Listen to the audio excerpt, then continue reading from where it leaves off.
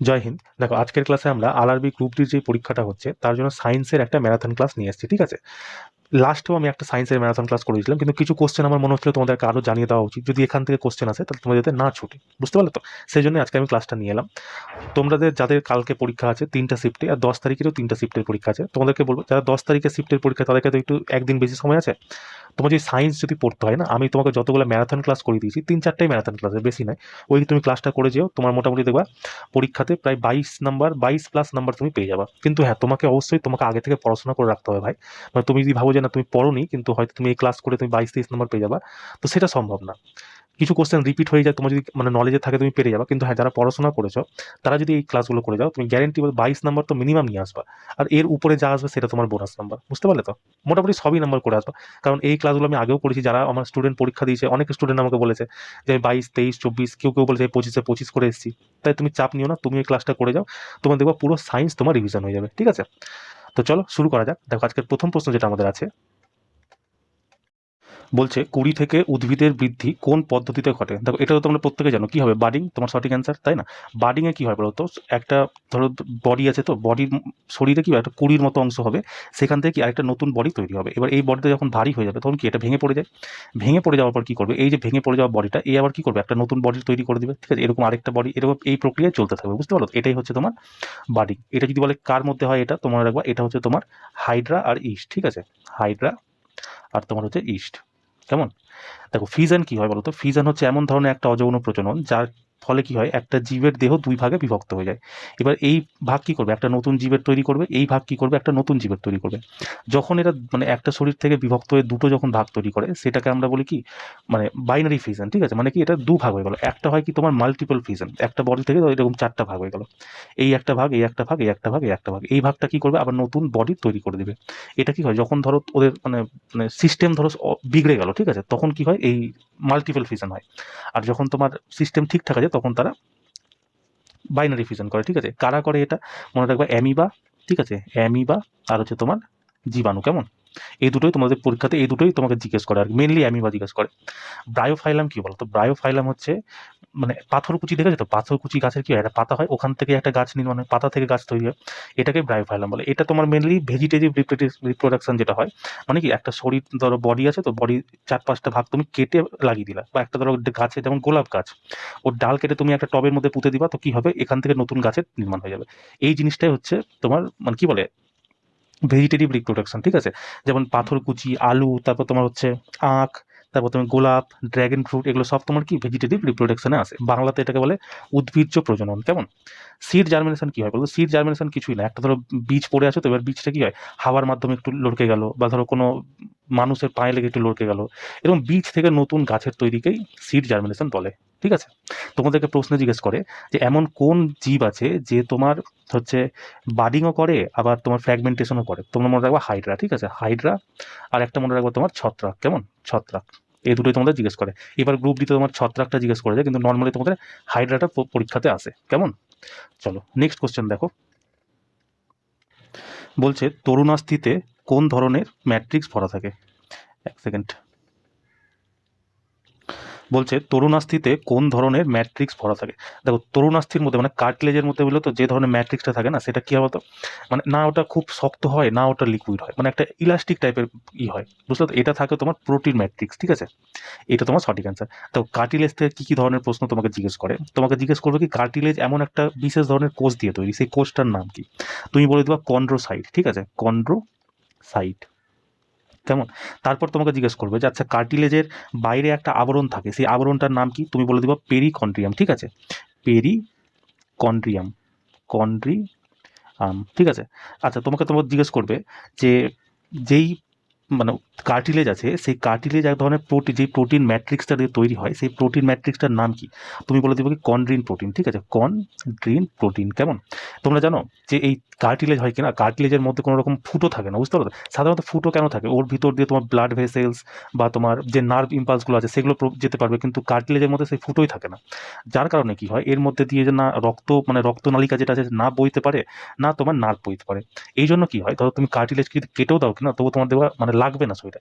যেমন ধরো কান ফুটো করার সময়, যে মেয়েরা যে কান ফুটো করে, সে সময় অত একটা লাগে না, বুঝতে পারছো? কারণ কি ওখানে তোমার কোনো নালিকা নেই, ওটা হচ্ছে তোমার কার্টিলেজ দিয়ে তৈরি।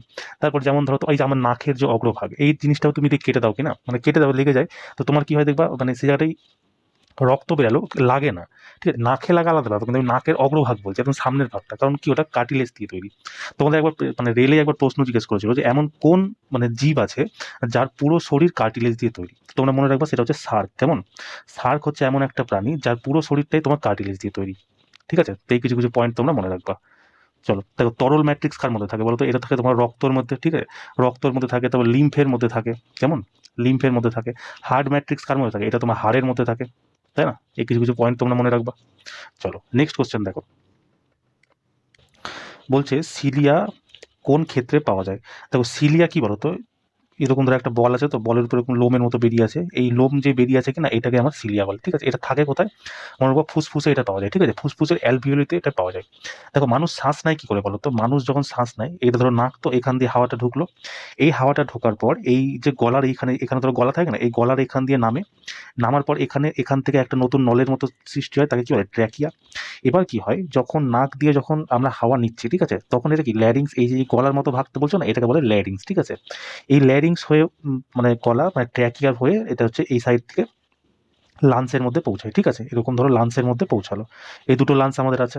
তো এর মধ্যে কি কি ব্যাপার হয়, যখন নাক দিয়ে আমরা হাওয়া নিই, হাওয়াটা কি হয় ল্যারিংসের মাধ্যমে লাঞ্চে পৌঁছায়। এই ল্যারিংসে যে একটা মানে সব থেকে উপরে যে স্থিত একটা এখানে পাইপের মতো অংশ থাকে, একে বলা হয় ওয়াইন্ড পাইপ। ঠিক আছে, ওয়াইন্ড পাইপ, এটাকেই আমরা সাউন্ড বক্স নামেও জানি। ঠিক আছে, সাউন্ড যদি জিজ্ঞেস করো তোমাদের সাউন্ড বক্স কোথায় পাওয়া যায় আমাদের শরীরে, বলবো গলাতে পাওয়া যায়। গলারও যদি কোথায় বলে তো বলবো ল্যারিংসে পাওয়া যায়। ঠিক আছে, এখান দিয়ে কি হয়, এর নিচে একটা নলের মতো এই যে সংরচনা দেখছো, এই নলের মতো যে সংরচনাটা, এটাকে বলা হয় তোমার ট্র্যাকিয়া। ঠিক আছে, এই ট্র্যাকিয়া কি করে, ট্র্যাকিয়া এই জায়গাটায় দেখছো এখানে একটা সি শেপ রিং লাগানো থাকে, যেটা কি পুরো কার্টিলেজ দিয়ে তৈরি হয়। এটা কি হয়, এই ল্যারিংসটাকে শক্ত করে আঁকড়ে জড়িয়ে থাকে। ঠিক আছে, এবার কি হয়, এই ল্যারিংস দিয়ে হাওয়া আসছে, তো ট্র্যাকিয়া দিয়ে হাওয়া আসছে, হাওয়া আসার পর ট্র্যাকিয়া এই দুই ভাগে বিভক্ত হয়ে যাচ্ছে। এই দুই ভাগে যখন বিভক্ত হয়ে যাচ্ছে, তখন এইখানে এসে কি, এই এতদূর পর্যন্ত ছিল ট্র্যাকিয়া, যেই বিভক্ত হয়ে গেল তখন এর নাম চেঞ্জ হয়ে গেল কি, ব্রঙ্কাই। ঠিক আছে, এই ব্রঙ্কাই কি হলো, আগে গিয়ে একটা সামনে গোল ধরনের সংরচনা তৈরি করলো, এই জায়গাটায় কি হলো, এইটাকে আমরা বলছি ব্রঙ্কিওলস। ঠিক আছে, এখানে দেখবো অনেক শাখা প্রশাখার মতো অংশ পেরা এরকম, এই শাখা প্রশাখার মতো যে অংশটা বলে তাকে আমরা কি বলি, ব্রঙ্কিওলস।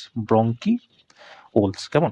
এই ব্রঙ্কিওলসের সামনে ছোট ছোট গোল ধরনের সংরচনা থাকে এরকম। ঠিক আছে, গোল, এই যে গোল ধরনের সংরচনা, এটাকেই আমরা কি বলি, অ্যালভিওলি বলি। ঠিক আছে, এই অ্যালভিওলির মধ্যেই তোমার এরকম ছোট ছোট লোমের মতো সংরচনা থাকে।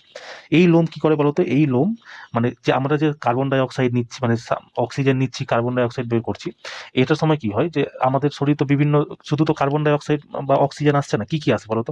একটা অক্সিজেন আছে, যেটা কত আছে তোমাদের প্রশ্ন জিজ্ঞাসা করো, মনে রাখবো 21% আমরা অক্সিজেন নিই। ঠিক আছে, শরীরের ভিতর, আর ছাড়ি কত, 16 থেকে 17%। এই যে 16 থেকে 17%-এর মধ্যে চেঞ্জেস হলো এই অক্সিজেনটা, এটা কি করে চেঞ্জ হলো, এই অ্যালভিওলি কি করে তখন এইখানে গ্যাসের বিনিময় করে। ঠিক আছে, আমরা অক্সিজেন ছাড়া আর কি নিই, কার্বন ডাই অক্সাইড নিই। এবার কার্বন ডাই অক্সাইড আমরা নিই কত বলতো, 0.03% কার্বন ডাই অক্সাইড নিই, কিন্তু ছাড়ি কত আমরা, আমরা টোটাল কার্বন ডাই অক্সাইড ছাড়ি মনে করবো 4%। তো এই যে 0.03 থেকে যে 4% যে হয়ে গেল, এই এক্সচেঞ্জটা কেন হলো, এটা তোমার অ্যালভিওলির জন্যই হলো। আর অ্যালভিওলির মধ্যেও যদি কি বলে তো বলবো সিলিয়ার জন্য এটা হচ্ছে। এই যে অ্যালভিওলি এই যে পুরো মানে গ্যাসের যে বিনিময় করছে, এই জন্য এটাকে তোমরা মনে রাখবে এয়ার স্যাক বলেও জানা যায়, ARSAC। ঠিক আছে, SACS, এয়ার স্যাক্স। অনেক সময় পরীক্ষায় জিজ্ঞাসা করে এয়ার স্যাক্স নিম্নলিখিত কোন মানে জিনিসটার সাথে সম্বন্ধিত, তখন নিচে একটা অপশন থাকবে ফুসফুস, তোমরা ফুসফুস মেরে দেবা। যদি ট্র্যাকিয়া থাকে তো ট্র্যাকিয়া, মানে শ্বসনতন্ত্র রিলেটেড কিছু থাকলে সেটা এয়ার স্যাক্স হবে। আর যদি সবটাই শ্বসনতন্ত্র রিলেটেড থাকে তাহলে তোমরা মনে রাখবে অ্যালভিওলিকে এয়ার স্যাক্স বলে। ঠিক আছে, এবার তো কি হলো, এখান থেকে তো গ্যাসের বিনিময় হলো, তোমরা মনে রাখবা এই জায়গাটায় একটা মানে এরকম অংশ থাকে। ঠিক আছে, পেটের ঠিক নিচে, এইটাকে আমরা কি বলি জানো, ডায়াফ্রাম বলি। এই ডায়াফ্রাম কি হয়, একবার উপরে যায় একবার নিচে নামে। যখন নিচে নামে তখন কি, যখন ধরো আমরা শ্বাস নিলাম, এবার শ্বাস নেওয়ার জন্য এই জায়গাটা আমাকে বড় করতে হবে না, তখন কি করবে, এই যে ডায়াফ্রাম আছে এটা তখন নিচের দিকে নেমে যায়। ঠিক আছে, তোমাদেরকে প্রশ্ন জিজ্ঞাসা করে ডায়াফ্রামে মানে আমাদের বুকের আয়তন কখন বড় হয় বা কখন ডায়াফ্রাম নিচের দিকে যায়, মনে রাখবো যখন আমরা শ্বাস নিই তখন ডায়াফ্রাম নিচের দিকে যায়। নিচের দিকে যাওয়ার কারণে কি হলো, এখানে অনেকগুলো জায়গা থেকে গেল, এবার এখানে শ্বাস আমরা ভরে নিলাম, তারপরে কি হয়, যখন আমরা শ্বাস ছাড়ি কিনা এই ডায়াফ্রামই আবার উপর দিকে চলে যায়। উপর দিকে যাওয়ার কারণে কি হয়, এখানে যে শ্বাসটা আছে, হাওয়াটা আছে, সেটা আবার এখান দিয়ে বেরিয়ে যায়। বুঝতে পারলে তো? এই শ্বাসটা যেখানে থাকলো তারপরে এই শ্বাস নিয়ে যত রকম কাজকর্ম, অক্সিজেন নিলাম 21%, সেখান থেকে 16-17% আমরা রিটার্ন করছি, যে 4-5% কি হচ্ছে, রক্তের মধ্যে প্রবাহিত হয়ে যাচ্ছে। বুঝতে পারলে তো? এই ধরনের কোশ্চেন তোমাদের জিজ্ঞেস করে। আচ্ছা, জিজ্ঞেস করে কি একটা, যে খাদ্যনালী যে আছে, খাদ্যনালী দিয়ে খাবার কি কোন পদ্ধতিতে আমাদের পেটের মধ্যে যায়। তো তোমরা মনে রাখবা ক্রমাণুকুচন, ঠিক আছে, ক্রমাণুকুচন, এটাকে তোমার ইংরেজিতে বলে প্যারিস্টোলাইসিস, ঠিক আছে, প্যারিস্টোলাইসিস, প্যারিস্টো LI কিছু একটা আছে, প্যারিস্টোলাইসিস, ঠিক আছে। পেটের মধ্যে আমাদের কোন অ্যাসিড থাকে মনে রাখবে, HCl থাকে পেটের মধ্যে, তাই না? কিডনি কি করে, কিডনি আমাদের রক্তকে পরিষ্কার করার কাজ করে, রক্তকে পরিষ্কার করার কাজ করে, ঠিক আছে। এই কিছু আচ্ছা, কিডনি কিসের জন্য, মানে আমাদের শরীরে কোন সিস্টেম যদি জিজ্ঞেস করে, বলবো উৎসর্জন তন্ত্র বা রেচন তন্ত্রের জন্য কিডনি প্রয়োগ করা হয়, ঠিক আছে। তো এই কিছু কিছু পয়েন্ট তোমরা মনে রেখো। চলো নেক্সট কোশ্চেন দেখো। বলছে যদি 1 ওহম, এক সেকেন্ড, বলছে যদি 1 ওহম, 2 ওহম, 3 ওহম, 5 ওহম, 10 ওহমের রোধ 12 ভোল্টের বিভব পার্থক্যে ধারাবাহিকভাবে সংযুক্ত থাকে, তবে 10 ওহম রোধের মধ্যে দিয়ে প্রবাহিত বিদ্যুৎ কত হবে। দেখো আমরা কি জানি, যদি শ্রেণীক্রমে লাগানো থাকে, মানে সিরিজে যদি লাগানো থাকে, তাহলে কি হবে, প্রত্যেকটা রোধের মধ্যে দিয়ে বিদ্যুৎ প্রবাহ এক সমান প্রবাহিত হবে। কারণ কি, শ্রেণীক্রমে বিদ্যুৎ প্রবাহ এক সমান থাকে, ভোল্টেজ তোমার আলাদা আলাদা থাকে, তাই না? তার মানে কি, যেটা এর মধ্যে দিয়ে প্রবাহিত হবে সেটাও 10 ওহমের মধ্যে দিয়েও প্রবাহিত হবে। তার মানে আমরা অত মাথা ঘামিয়ে লাভ নেই, সোজাসুজি অ্যান্সারে পুট করে দিই, মানে অপশন সূত্র ফেলে পুট করে দিই, তাই না? দেখো শ্রেণীক্রমের কি টোটাল, যদি আমার টোটাল মানে কি বলবো এটাকে, রেজিস্ট্যান্স যদি বের করতে হয়, বলছে যদি 1 ওহম, 2 ওহম, 3 ওহম, 5 ওহম এবং 10 ওহমের মধ্যে 12 ভোল্টের বিভব পার্থক্যে ধারাবাহিকভাবে সংযুক্ত করা হয়, তবে 10 ওহম রোধের মধ্যে দিয়ে কত বিদ্যুৎ প্রবাহ প্রবাহিত হবে। দেখো আমরা কি জানি, যেটা সিরিজে লাগানো থাকে সেটাতে কি হয়, এর মধ্যে বিদ্যুৎ ধারা এক সমান হয়, কিন্তু ভোল্টেজ কি হয়, আলাদা আলাদা হয়। তার মানে কি, যেটা 1 ওহমের মধ্যে দিয়ে প্রবাহিত হচ্ছে সেটা 10 ওহমের মধ্যে দিয়েও প্রবাহিত হবে। তার মানে কি, এখানে মাথা ঘামানোর কিছু নেই, এখানে সোজাসুজি আমরা মানে কি ফর্মুলাটাকে পুট করে দেবো। তো দেখো যখন শ্রেণীক্রমে লাগানো থাকে তখন টোটাল রেজিস্ট্যান্স কি হয়, আমাদের সবকটার যোগ, যতগুলো আছে সবকটার যোগ করতে হবে। তো দেখো কত হচ্ছে, 1 আর 2 এ 3, 3 আর 3 এ 6, 6 আর 5 এ 11, 11 আর 10 এ 21, মানে টোটাল আমি রেজিস্ট্যান্স পেয়ে গেলাম 21 ওহম, তাই না? এবার আমাকে জিজ্ঞাসা করছি যে 12 ভোল্টের বিভব আছে, ভি সমান সমান আমরা কি জানি, IR, তাই না? ভি আমাকে দিয়ে দিচ্ছে 12, আই আমাকে বার করতে হবে, আর আমি পেয়ে গেছি 21 ওহম। তো আই বের করতে গেলে কি হবে, আরটাকে এইদিকে এসে ডিভাইড করে দিতে হবে। তো আর যদি নিচে আসে, তো আর এর মান কত আছে আমার, 21, 21 সমান সমান কি হবে, এটা আই হয়ে যাবে। তো দেখো এটাকে যদি আমি মানে ভাঙি, দশমিক নিব, প্রথমে দশমিক নিয়ে কি একটা শূন্য আসবে। এবার দেখো এটা কয়বার যায়, 6 একে 6, 6 দুগুণী 12, মানে 6 বেশি চললে তোমার আমাকে 5 নিতে হবে, 5 পয়েন্ট কিছু একটা থাকবে। দেখো 2 অ্যাম্পিয়ার, তাহলে কি অ্যান্সার আমার হবে, হবে না। 4 অ্যাম্পিয়ারও হবে না, 1 অ্যাম্পিয়ারও হবে না, 1 অ্যাম্পিয়ার বেশি হয়ে যাচ্ছে, এতটাও লাগবে না, তাহলে এটাই তোমার কারেক্ট অ্যান্সার হয়ে যাবে। এটা তোমার নিয়ার ভ্যালু ধরো 5.7 কিংবা 5.8-এর কাছাকাছি আসবে, ঠিক আছে। তো 0.6 আমরা অ্যান্সার নিয়ে নেবো। তো তোমরা এইভাবে করে নিও, মনে রাখবা। দেখো একটা হয় তোমার শ্রেণীক্রম, ঠিক আছে, শ্রেণী হয় একটা, একটা তোমার হয় সমান্তর ক্রম, তাই না? সমান্তর ক্রম, এখানে কি হয়, শ্রেণীক্রমে দেখো তোমার শ্রেণীক্রমে বিদ্যুৎ যে আছে মানে আই, সেটা কি তোমার এক সমান থাকে, কিন্তু ভোল্টেজ কি হয়, আলাদা আলাদা হয়ে যায়, তাই তো, অসমান দিকে দিলাম। সমান্তরে কি হয়, তোমার যে বিদ্যুৎ আছে সেটা তোমার কি অসমান হয়, কিন্তু ভোল্টেজ কি হয় তোমার এক সমান থাকে, ঠিক আছে। তুমি শ্রেণীক্রমে কোথায় লাগানো হয় মনে রাখবা, হচ্ছে ফিউজে, ঠিক আছে, ফিউজ তুমি ধরে নাও, তারপর তুমি ধরে নাও সুইচে ধরে নাও, তারপর কি বলবো MCB, ঠিক আছে, MCB, তারপর তুমি বলবো কি বলে, যেসব ওই যে টুনি বাল্ব লাগানো হয় না, টুনি বাল্ব, সেই টুনি বাল্বও তোমার শ্রেণীক্রমেই লাগানো থাকে। কিন্তু সমান্তর ক্রমে কি হয়, এটা তোমার ভোল্ট মিটার যেটা আছে, সরি ভোল্ট মিটার, তারপর তুমি ধরে নাও বিভিন্ন ঘরের যে ওয়্যারিং করা হয়, মানে ঘরেরও যত ঘরের যাবতীয় জিনিস আমাদের সমান্তর ক্রমে করা হয়, ঠিক আছে। শ্রেণীক্রমের ফর্মুলা কি হয়, আর টোটাল যদি বার করতে হয়, যতগুলো তোমার মানে এখানে প্রতিরোধ দেওয়া থাকবে সবটাকে তুমি যোগ করে দিবা, ঠিক আছে। আর সমান্তর ক্রমে কি হয়, আর টোটাল সমান সমান 1/R1, 1+1/R2, মানে যতগুলো আর থাকবে 1 বাই করে তোমার যোগ করতে হবে, ঠিক আছে। এই কিছু কিছু পয়েন্ট তোমরা মনে রাখো। প্রতিরোধের কি হয়, প্রতিরোধের গ্রাফ কেমন হয়, সরল রেখা দ্বারা প্রাপ্ত হয়। প্রতিরোধের চিহ্ন কেমন হয়, এরকম এরকম হয়, তাই না? প্রতিরোধের চিহ্ন, একটা তোমার বলে পরিবর্তনশীল প্রতিরোধ, যাকে আমরা কি বলি রিওস্টেট, ওটার চিহ্ন কেমন হয়, এটা এরকম, মানে ধর প্রতিরোধ এরকম আছে, তো এরকম প্রতিরোধ আছে, এটা প্রতিরোধের চিহ্ন, এখান দিয়ে একটা তীর চিহ্ন দিয়ে দিবে, এটাকে বলে রিওস্টেট, কেমন। তো এই কিছু কিছু পয়েন্ট তোমরা মনে রেখো। চলো নেক্সট কোশ্চেনে দেখো। বলছে যদি একটি পাথরকে দড়ি বেঁধে বৃত্তাকার গতিতে ঘোরানো হয়, তবে হঠাৎ ছেড়ে দেওয়া হয়, তাহলে এটি কোন দিক বরাবর সরবে। মানে ধরো একটা বৃত্তাকার গতি আছে, তো এখান থেকে ধরো একটা পাথরকে ঘোরানো হচ্ছে, এবার ধরো এই মোমেন্টে আমি ছেড়ে দেবো, ঠিক আছে, তো এখানে ঘুরাচ্ছে ঘুরাচ্ছে ঘুরাচ্ছে, যেই ছেড়ে দেবো কেন এটা স্টার্ট করে এইভাবে বেরিয়ে যাবে। কেন এটা এইভাবে বেরালো, কারণ এটা একটা বৃত্তের কি, এটা একটা স্পর্শ রেখা, ঠিক আছে। যখন কোনো মানে বৃত্তাকার গতিতে কেউ ঘোরে, তখন যদি হঠাৎ করে তাকে ছেড়ে দেওয়া হয় তো সে স্পর্শ রেখা বরাবর সামনের দিকে এগিয়ে যায়। ঠিক আছে, তো সঠিক অ্যান্সার কী হবে? তোমার অপশন নাম্বার ডি তোমার কারেক্ট অ্যান্সার হয়ে যাবে, সি কারেক্ট অ্যান্সার হয়ে যাবে। ঠিক আছে, দেখো এই সিস্টেমটা, এই যে বক্রপথে যে ঘুরছে, ঠিক আছে, এই জিনিসটা তো আমাদের মানুষের সাথেও না হতে পারে। যখন ধরো আমরা কোথাও গোল টার্ন নিচ্ছি, ঠিক আছে, গোল টার্ন যখন নিচ্ছি তখন আমাদের সেম জিনিসই কাজ করে। ধরো কোথাও আমি এই জায়গায় টার্ন নেবো, ঠিক আছে, এই জায়গায় টার্ন নিলে হঠাৎ করে আমি যেই স্পিডে আসছি, ধরো 40 কিলোমিটার প্রতি ঘন্টা বেগে আসছি, ঠিক আছে, এই স্পিডে আসছি, যদি এই স্পিডে আসি তো এটা যদি বাঁকের সময় যদি কোনো রকম স্পিড যদি কন্ট্রোল না করি তাহলে কী হবে? এটা সোজাসুজি বেরিয়ে যাবো, তখন কি অ্যাক্সিডেন্ট হয়ে যাওয়ার ভয় থাকে।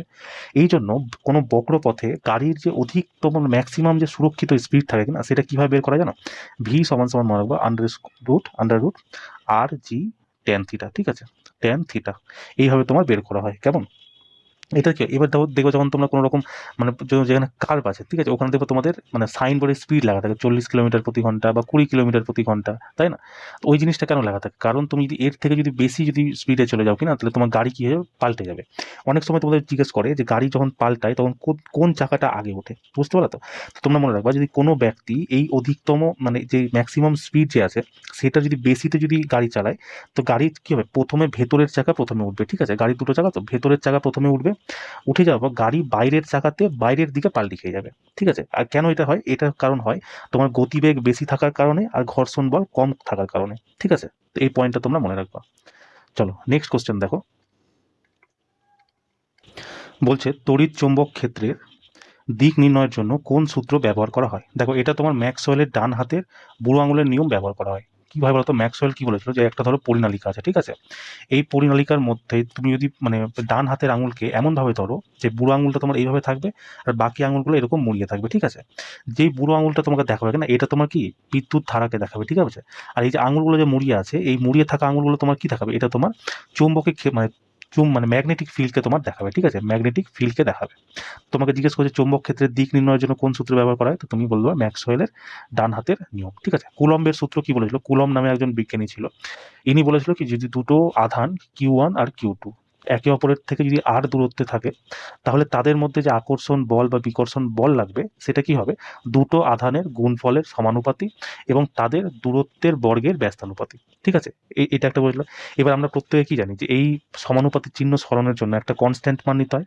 তা আমরা এখানে কি নিই বলতো? F সমান সমান কে Q1 Q2 by r square. ঠিক আছে, এই কে কি বলা হয়? এটা হচ্ছে কে হচ্ছে কি একটা কনস্ট্যান্ট মান। এই কে এর মান কি হয়? দেখো কে সমান সমান কি হয়? 1/4 পাই অ্যাপসাইলন নট। ঠিক আছে, এই অ্যাপসাইলন নটের মান তোমার কত দেয়? অনেক সময় জিজ্ঞেস করে, মনে রাখবে অ্যাপসাইলন নটের মান হচ্ছে তোমার 8.85 into 10⁻⁻12 coulomb square per newton metre square. ঠিক আছে, নিউটন মিটার স্কোয়ার। এই জিনিসটা মনে রাখবো। এই যে টোটাল এই এবার ধরো আমি এখানে ফর্মুলাতে আমি রাখবো, ঠিক আছে, এটা মিটিয়ে দিচ্ছি।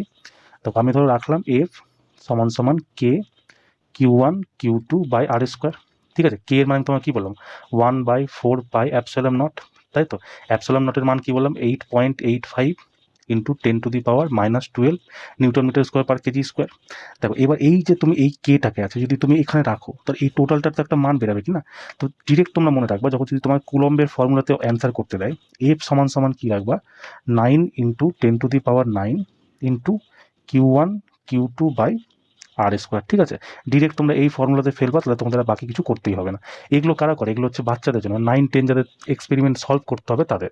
তোমরা ডিরেক্ট ফর্মুলাতে ফেলবা। দেখো এখানে তোমাকে কী দিবে? Q1 দিয়ে দিবে, Q2 দিয়ে দিবে, আর বার করতে হবে, বা Q1 Q2 দেওয়া থাকবে, আর দেওয়া থাকবে, এফ বার করতে হবে। ঠিক আছে, বাকি 9 ইন্টু 10⁻9 তো লিখেই দিবা। ঠিক আছে, দেখো ফ্লেমিংয়ের বাম হাতের নিয়ম কি হয় বলো তো? ফ্লেমিংয়ের বাম হাতের নিয়ম দিয়ে তুমি বিদ্যুৎ ধারা, ঠিক আছে, আর তারপর বল মানে কি বলবো ফোর্স, আর হচ্ছে তুমি চৌম্বক ক্ষেত্র মানে ম্যাগনেটিক ফিল্ডকে জানতে পারবা। ঠিক আছে, ফ্লেমিং কি বলেছিল? যদি তুমি আমাদের যে আঙুল আছে বুড়ো আঙুল, ঠিক আছে, তারপরেরটা কি তর্জনী, আর তারপরেরটা কি মধ্যমা, এই তিনটা যদি একে অপরের সমকোণে থাকে, ঠিক আছে, তাহলে কি হবে? যে বুড়ো আঙুলটা আছে সে কি দেখাবে? বুড়ো আঙুল লিখে দিচ্ছি, ঠিক আছে, বুড়ো আঙুল তোমার বলের দিককে দেখাবে, যেটা তোমার তর্জনী আছে, ঠিক আছে, মানে বুড়ো আঙুলের পাশের আঙুলটা ওটাতে কি দেখাবে? চুম্বকীয় ক্ষেত্র দেখাবে, ঠিক আছে, এগুলো থেকে তোমার প্রশ্ন আছে কিন্তু। ঠিক আছে, আর একটা হয় মধ্যমা মানে মিডিল ফিঙ্গার যেটা, সেটাকে তোমার কি দেখাবে? বিদ্যুৎ ধারার দিককে দেখাবে, ঠিক আছে, ইলেকট্রিক ফিল্ড। আর তুমি দেখে নাও ফ্লেমিং এর কি আছে, বামে ম আছে, তো মতে তোমার মোটর হয়ে যাবে। কেমন? তো ফ্লেমিং এর বাম হাতের নিয়ম দিয়ে কোন মানে বাম হাতের সিদ্ধান্তে কোন যন্ত্র তৈরি করা যায় তোমাকে জিজ্ঞেস করে, তো বলে দেবা মোটর। আর ফ্লেমিং এর ডান হাতের নিয়ম কি, ঠিক এর উল্টো, মানে উল্টো বলতে কি, ফ্লেমিং এর ডান হাতেও সেম বলেছিল কি, যে ডান হাতের 3টা আঙুলকে তর্জনী, মধ্যমা, তর্জনী আর হচ্ছে তোমার বুড়ো আঙুল, এই 3টাকে যদি সমকোণে রাখা হয় তাহলে কি হবে, যে বুড়ো আঙুলটা আছে এটাকে ধরলাম বুড়ো আঙুল, ঠিক আছে। বুড়ো আঙুল তোমার কি থাকবে, চালকের গতির দিক দেখাবে, ঠিক আছে, চালকের গতির দিক। এই তারপর মিডিল ফিঙ্গার কি দেখাবে, মানে তর্জনী কি দেখাবে বলো তো, তর্জনী তোমার অলওয়েজ চৌম্বকীয় ক্ষেত্রকে দেখাবে, তাই না, চুম্বকীয় ক্ষেত্র, চুম্বকীয় ক্ষেত্র। আর যেটা মধ্যমা আছে এ তোমার কি দেখাবে, ইএমএফ কে দেখাবে, ইলেকট্রোম্যাগনেটিক ফোর্স। বাম হাত তো কি দেখেছো, শুধু ইলেকট্রিক ফিল্ডকে দেখেছিল, কিন্তু ইলেকট্রোমোটিভ ফোর্সকে দেখাবে। বাম হাত আর ডান হাতের মধ্যে এটাই হচ্ছে তোমার পার্থক্য, ঠিক আছে। যদি তোমাকে জিজ্ঞেস করে যে ডান হাতের নিয়ম দিয়ে কোন বৈদ্যুতিক যন্ত্র তৈরি করা যায়, তুমি মনে রাখবা জেনারেটর, ঠিক আছে, জেনারেটর। কেমন? তো এই কিছু কিছু পয়েন্ট তোমরা মনে রেখো। চলো নেক্সট কোশ্চেন দেখো। বলছে জে থমসন কি আবিষ্কার করেছিল। দেখো আমি তোমাকে লাস্ট ক্লাসে একটা নিয়ম বলে দিলাম, পেন সমান সমান কি হয়, পেন সমান সমান জিটিসি, ঠিক আছে। পেন হচ্ছে কি তোমার প্রোটন, প্রোটনকে তৈরি করেছে জি ফর গোল্ডস্টিন, ই তোমার কি হচ্ছে ইলেকট্রন, টি দিয়ে হচ্ছে তোমার থমসন, এন হচ্ছে তোমার নিউট্রন, নিউট্রন কে করেছে সি, সি মানে হচ্ছে কি চ্যাডউইক, ঠিক আছে। পেন সমান সমান GTC, Goldstein, Thomson, Chadwick.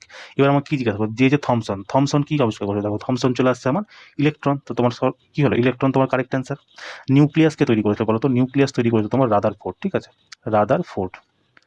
Nucleus কোথায় থাকে মনে রাখবো, পরমাণুর একদম মধ্যভাগে তোমার নিউক্লিয়াস থাকে, ঠিক আছে। আর মধ্যভাগে তোমার কি থাকে, নিউট্রন প্লাস প্রোটন। আর এই নিউট্রন আর প্রোটনকে একসাথে কি বলে মনে রাখবা, নিউক্লিয়ান বলে, ঠিক আছে, নিউক্লিয়ান, ক্লিয়ান, ঠিক আছে। এই কিছু কিছু পয়েন্ট তোমরা মনে রেখো, এটা মনে রাখবা, তোমাকে কিছু মনে রাখতে হবে না। তোমাকে প্রতিদিন এখান থেকে একটা করে প্রশ্ন আসছিল, তো তোমাদেরও এখান থেকে আসতেই পারে। পেন সমান সমান জিটিসি, আরেকবার তুমি দেখে নাও কি বললাম, পেন সমান সমান GTC, Goldstein, Thomson, Chadwick, proton, neutron, electron. চলো নেক্সট কোশ্চেন দেখো। বলছে সময়ের সাথে বেগ স্থির থাকলে রাস্তার অভিন্ন গতিতে চলা চলমান যানবাহনের বেগ সময়ের গ্রাফ কি হবে। দেখো গ্রাফ আমি তোমাকে আগের দিনে বলেছিলাম, গ্রাফ কি হয়, এটা হচ্ছে বেগ সময়ের গ্রাফ, ঠিক আছে। এটাকে আমি ধরে নিলাম বেগ, এটাকে আমি ধরে নিলাম সময়। এখান থেকে তোমার 4টা প্রশ্ন আসে। প্রথম জিজ্ঞাসা করবে যে বেগ সময় গ্রাফের, এটা তো বেগ আছে সময়, এই জায়গাটায় যে রেজাল্টেন্ট আসবে সেটা তোমার কি নির্দেশ করবে, ত্বরণকে নির্দেশ করবে, তাই না। এবার দেখো যখন সরল রেখায় থাকবে একদম সোজা স্ট্রেট, ঠিক আছে, এটা হচ্ছে 1 নাম্বার। এটার মানে হচ্ছে কি তোমার 1 সমান ত্বরণ, ঠিক আছে, ত্বরণ হচ্ছে 1 সমান, 1 সমান, ঠিক আছে। যখন এটা কি হবে, ত্বরণটা এরকম বক্র পথ দিয়ে উপরের দিকে উঠবে, ঠিক আছে, তার মানে কি এটা হচ্ছে ত্বরণ বৃদ্ধি হচ্ছে, মানে পজিটিভ। এরকম ধরো একটা ত্বরণ দাগ যাবে এরকম ভাবে নিচের দিকে আসবে, এটাকে আমরা কি বলবো, 3 নাম্বারকে, এটা যে ত্বরণ কমছে, ঠিক আছে, 3 নাম্বারে যে ত্বরণ কমছে। একটা থাকে তোমার একদম সময় অক্ষের সমান্তরাল, ঠিক আছে, এর মানে কি, এটার মানে হচ্ছে বেগ হচ্ছে সমান, ঠিক আছে। বেগ যদি সমান থাকে তার মানে কি ত্বরণ, তো বেগ সমান তার মানে কি ত্বরণ শূন্য। তার মানে এই 4 নাম্বার পার্ট তোমাকে কি নির্দেশ করবে, তোমাকে নির্দেশ করবে এটা হচ্ছে শূন্য ত্বরণ। তাহলে আমি তোমাকে কি কি বললাম, এই হচ্ছে বেগ সময় গ্রাফ। এখান থেকে 4টা প্রশ্ন তোমাদের জিজ্ঞেস করে। প্রথম প্রশ্ন জিজ্ঞেস করবে যে যদি বেগ সময় গ্রাফে একটি মানে যে ত্বরণ আছে সেটাকে সরল রেখা দ্বারা প্রদর্শিত হয়, তাহলে সেটা কি নির্দেশ করে, তুমি বলবা কি 1 সমান ত্বরণ, ঠিক আছে। যদি তোমাকে জিজ্ঞেস করে যে বেগ সময় গ্রাফে মানে মানে বক্ররেখা ধনাত্মক মানে উপরের দিকে যাচ্ছে, তাহলে তুমি কি বলবে, ত্বরণ বৃদ্ধি হচ্ছে। যদি তোমাকে জিজ্ঞেস করে যে বেগ সময় গ্রাফে বক্ররেখা এরকম নিচের দিকে নেমে যাচ্ছে, ঠিক আছে, তাহলে তুমি কি বলবে, ত্বরণ কমছে। যদি তোমাকে জিজ্ঞেস করে বেগ সময় গ্রাফে এক সরল রেখা সময় অক্ষের সমান্তরাল হয়, সেক্ষেত্রে তুমি কি বলবা, যে ত্বরণ শূন্য বা 1 সমান বেগ। এবার দেখো প্রশ্ন তোমাকে কি বলেছে, বলছে সময়ের সাথে সাথে বেগ স্থির থাকলে রাস্তায় অভিন্ন গতিতে চলা যানবাহনের বেগ সময় গ্রাফ কি হবে। এটি কি হবে, সময় অক্ষের সাথে সমান্তরাল সরলরেখা, যেটা আমি তোমাকে বললাম, তাই না। দেখো নিচের দিকে ঢালু সরলরেখা কি বলবে, এটা বলবে ত্বরণ তোমার কমছে। ধনাত্মক ঢাল সহ সরলরেখা এটা কি হবে তোমার, এটা হচ্ছে তোমার বৃদ্ধি হচ্ছে ত্বরণ, তাই না। বক্ররেখা কি, বক্ররেখা এই দুটোকেই নির্দেশ করছে, ঠিক আছে। তো এই পয়েন্টটা তোমরা মনে রাখবা। চলো নেক্সট কোশ্চেন দেখো। বলছে অ্যাসিড ও ক্ষারের বিক্রিয়ার ফলে কি তৈরি হয়। দেখো যখন অ্যাসিড আর ক্ষার বিক্রিয়া করে তখন লবণ আর জল তৈরি হয়, ঠিক আছে। আর এই লবণ আর জল তোমার আরেকটা কারণেও তৈরি হয়, বুঝলো তো, যখন তোমার অ্যাসিড, ঠিক আছে, অ্যাসিড যখন মেটাল অক্সাইডের সাথে অভিক্রিয়া করবে, ঠিক আছে, মেটাল অক্সাইডের সাথে অভিক্রিয়া করবে তখনও তোমার লবণ আর জল নির্মাণ করে। এবার গ্রুপ যে তোমাকে টোটাল 4খানা প্রশ্ন এই বিক্রিয়া থেকে জিজ্ঞেস করেছে। প্রথম তোমাকে জিজ্ঞেস করেছে কি, যদি তোমার অ্যাসিড, ঠিক আছে, ক্ষারের সাথে অভিক্রিয়া করে তখন কি হবে, লবণ জল। দ্বিতীয় জিজ্ঞাসা করেছে অ্যাসিড যখন মেটাল অক্সাইডের সাথে অভিক্রিয়া করে তখন কি নির্মাণ করে, তখন কি করে, লবণ আর জল নির্মাণ করে, ঠিক আছে। তারপরে একটা জিজ্ঞাসা করলো অ্যাসিড যখন তোমার মেটাল কার্বনেটের সাথে অভিক্রিয়া করে, ঠিক আছে, মেটাল কার্বনেটের সাথে অভিক্রিয়া করে তখন তুমি মনে রাখবা লবণ জল তো তৈরি করে করে প্লাস কার্বন ডাই অক্সাইডও তৈরি করে, ঠিক আছে। কার্বন ডাই অক্সাইড যে অপশনে থাকবে সেটা তুমি বলে দিবে। তোমাকে ধরো জিজ্ঞেস করলো কি যে ধরো অ্যাসিড আছে, HCl আছে, হাইড্রোক্লোরিক অ্যাসিড হাইড্রোজেন কার্বনেটের সাথে অভিক্রিয়া করে কোন গ্যাস তৈরি করবে, তুমি বলে দিবা কার্বন ডাই অক্সাইড। তোমাকে জিজ্ঞেস করবে যে আচ্ছা বলো তো হাইড্রোক্লোরিক অ্যাসিড তোমার ক্যালসিয়াম কার্বনেটের সাথে অভিক্রিয়া করে কোন গ্যাস তৈরি করবে, যে তুমি কার্বনেট দেখে নিবা সেই তুমি বলে দিবা কার্বন ডাই অক্সাইড।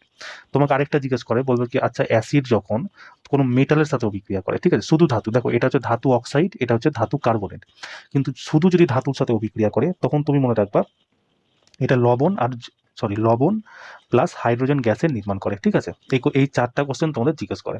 তোমাকে জিজ্ঞেস করে আচ্ছা বলো তো যদি হাইড্রোক্লোরিক অ্যাসিড তোমাকে দিল ধরো সাইট্রিক অ্যাসিড তোমার অ্যালুমিনিয়ামের সাথে অভিক্রিয়া করছে, তখন তুমি কিসের মানে কি তৈরি হবে, মনে রাখবা কোন গ্যাস তৈরি হবে, মনে রাখবা হাইড্রোজেন গ্যাস। এবার আমি তোমাকে ডিরেক্ট ধাতু বললাম, এবার ধাতুর জায়গায় ওখানে তোমাকে বিভিন্ন ধরনের ধাতু দিতে পারে, তাই না।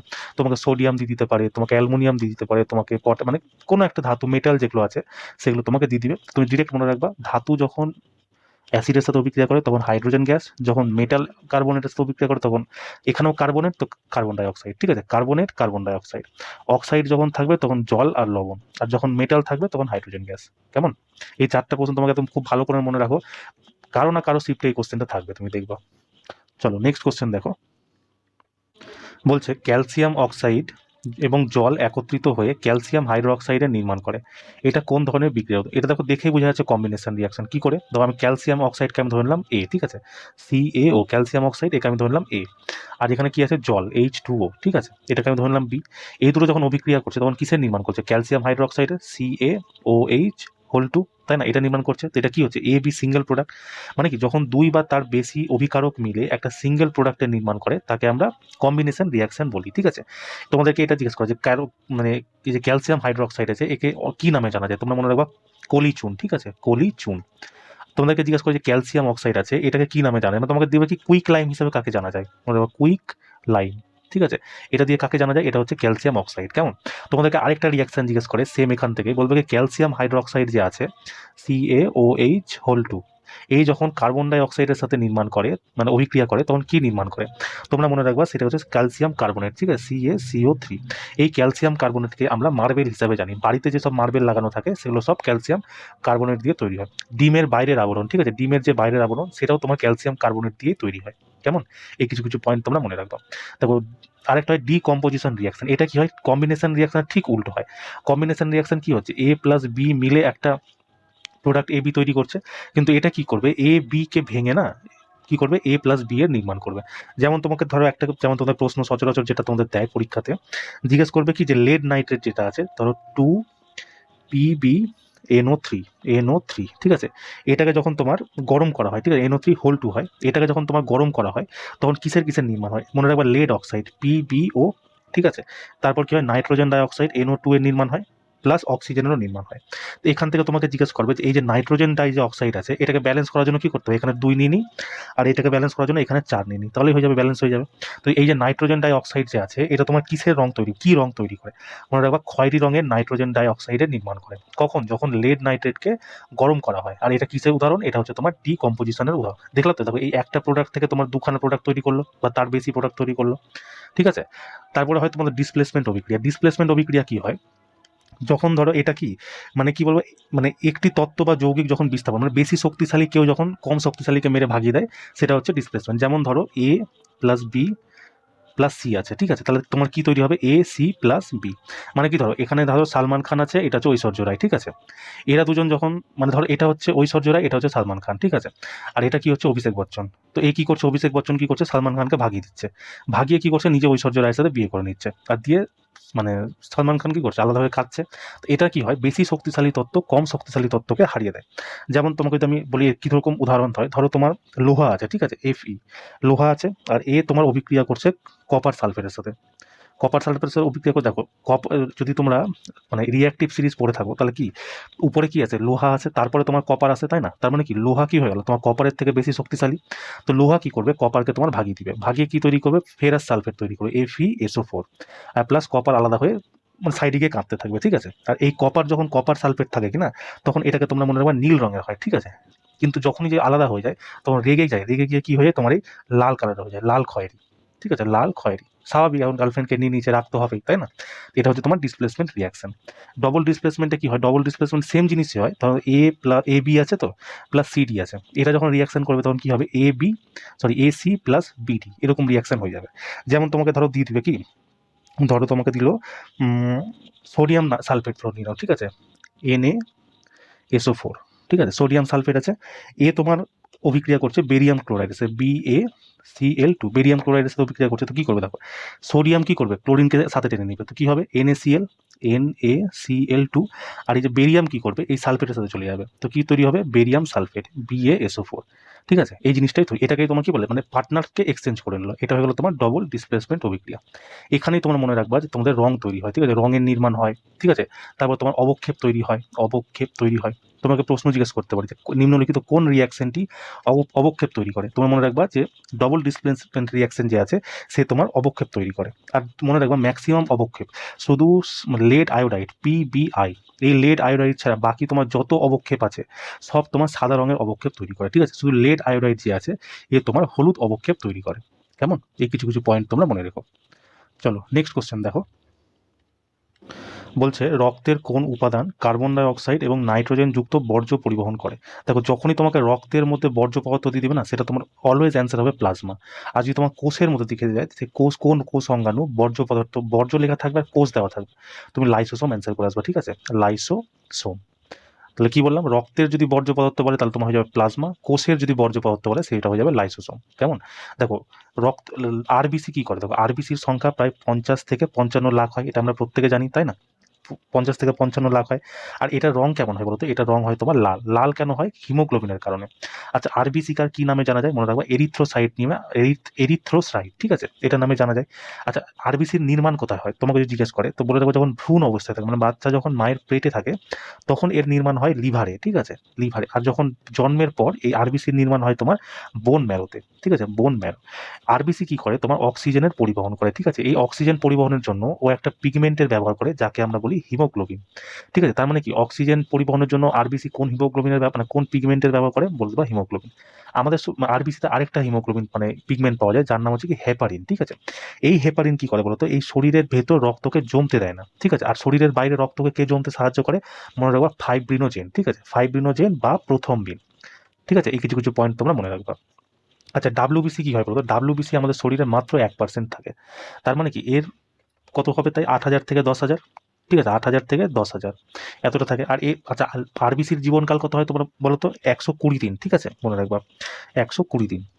আর ডাব্লিউবিসির জীবনকাল কত হয়, যদি নতুন আরবিসি হয় তাহলে তোমার মনে রাখবা 10 থেকে 12 দিন, ঠিক আছে, 10 থেকে 12 দিন। আর যদি পুরনো হয় তাহলে 3 থেকে 4 দিন। আর ডাব্লিউবিসি কি করে বলো তো, আমাদের শরীরের অ্যান্টিবডি নির্মাণ করে। এই জন্য 5 রকমের ডাব্লিউবিসি আমাদের শরীরে আছে। একটা হচ্ছে তোমার মনোসাইট, ঠিক আছে, একটা হচ্ছে তোমার লিউকোসাইট, একটা হচ্ছে লিউকোসাইট না লিম্ফোসাইট, ঠিক আছে, লিম্ফোসাইট, একটা হচ্ছে তোমার কি নিউট্রিনোফিল, একটা হচ্ছে তোমার বেসোফিল, আর একটা হচ্ছে তোমার ইউসিনোফিল, ঠিক আছে, ইউসিনোফিল। দেখো এর মধ্যে যে লিম্ফোসাইট আছে না, লিম্ফোসাইটের মধ্যে একটা মানে অংশ পাওয়া যায় যাকে আমরা বলি টি লিম্ফোসাইট। এই যখন আমাদের শরীরে এইডস বা বিভিন্ন HIV রোগ হয়ে যায় কিনা, তখন এই টি লিম্ফোসাইট কি করে বলো তো, আমাদের শরীরে রোগ প্রতিরোধ মানে অ্যান্টিবডির নির্মাণ করতেই পারে না, যার কারণে আমরা মরে যাই।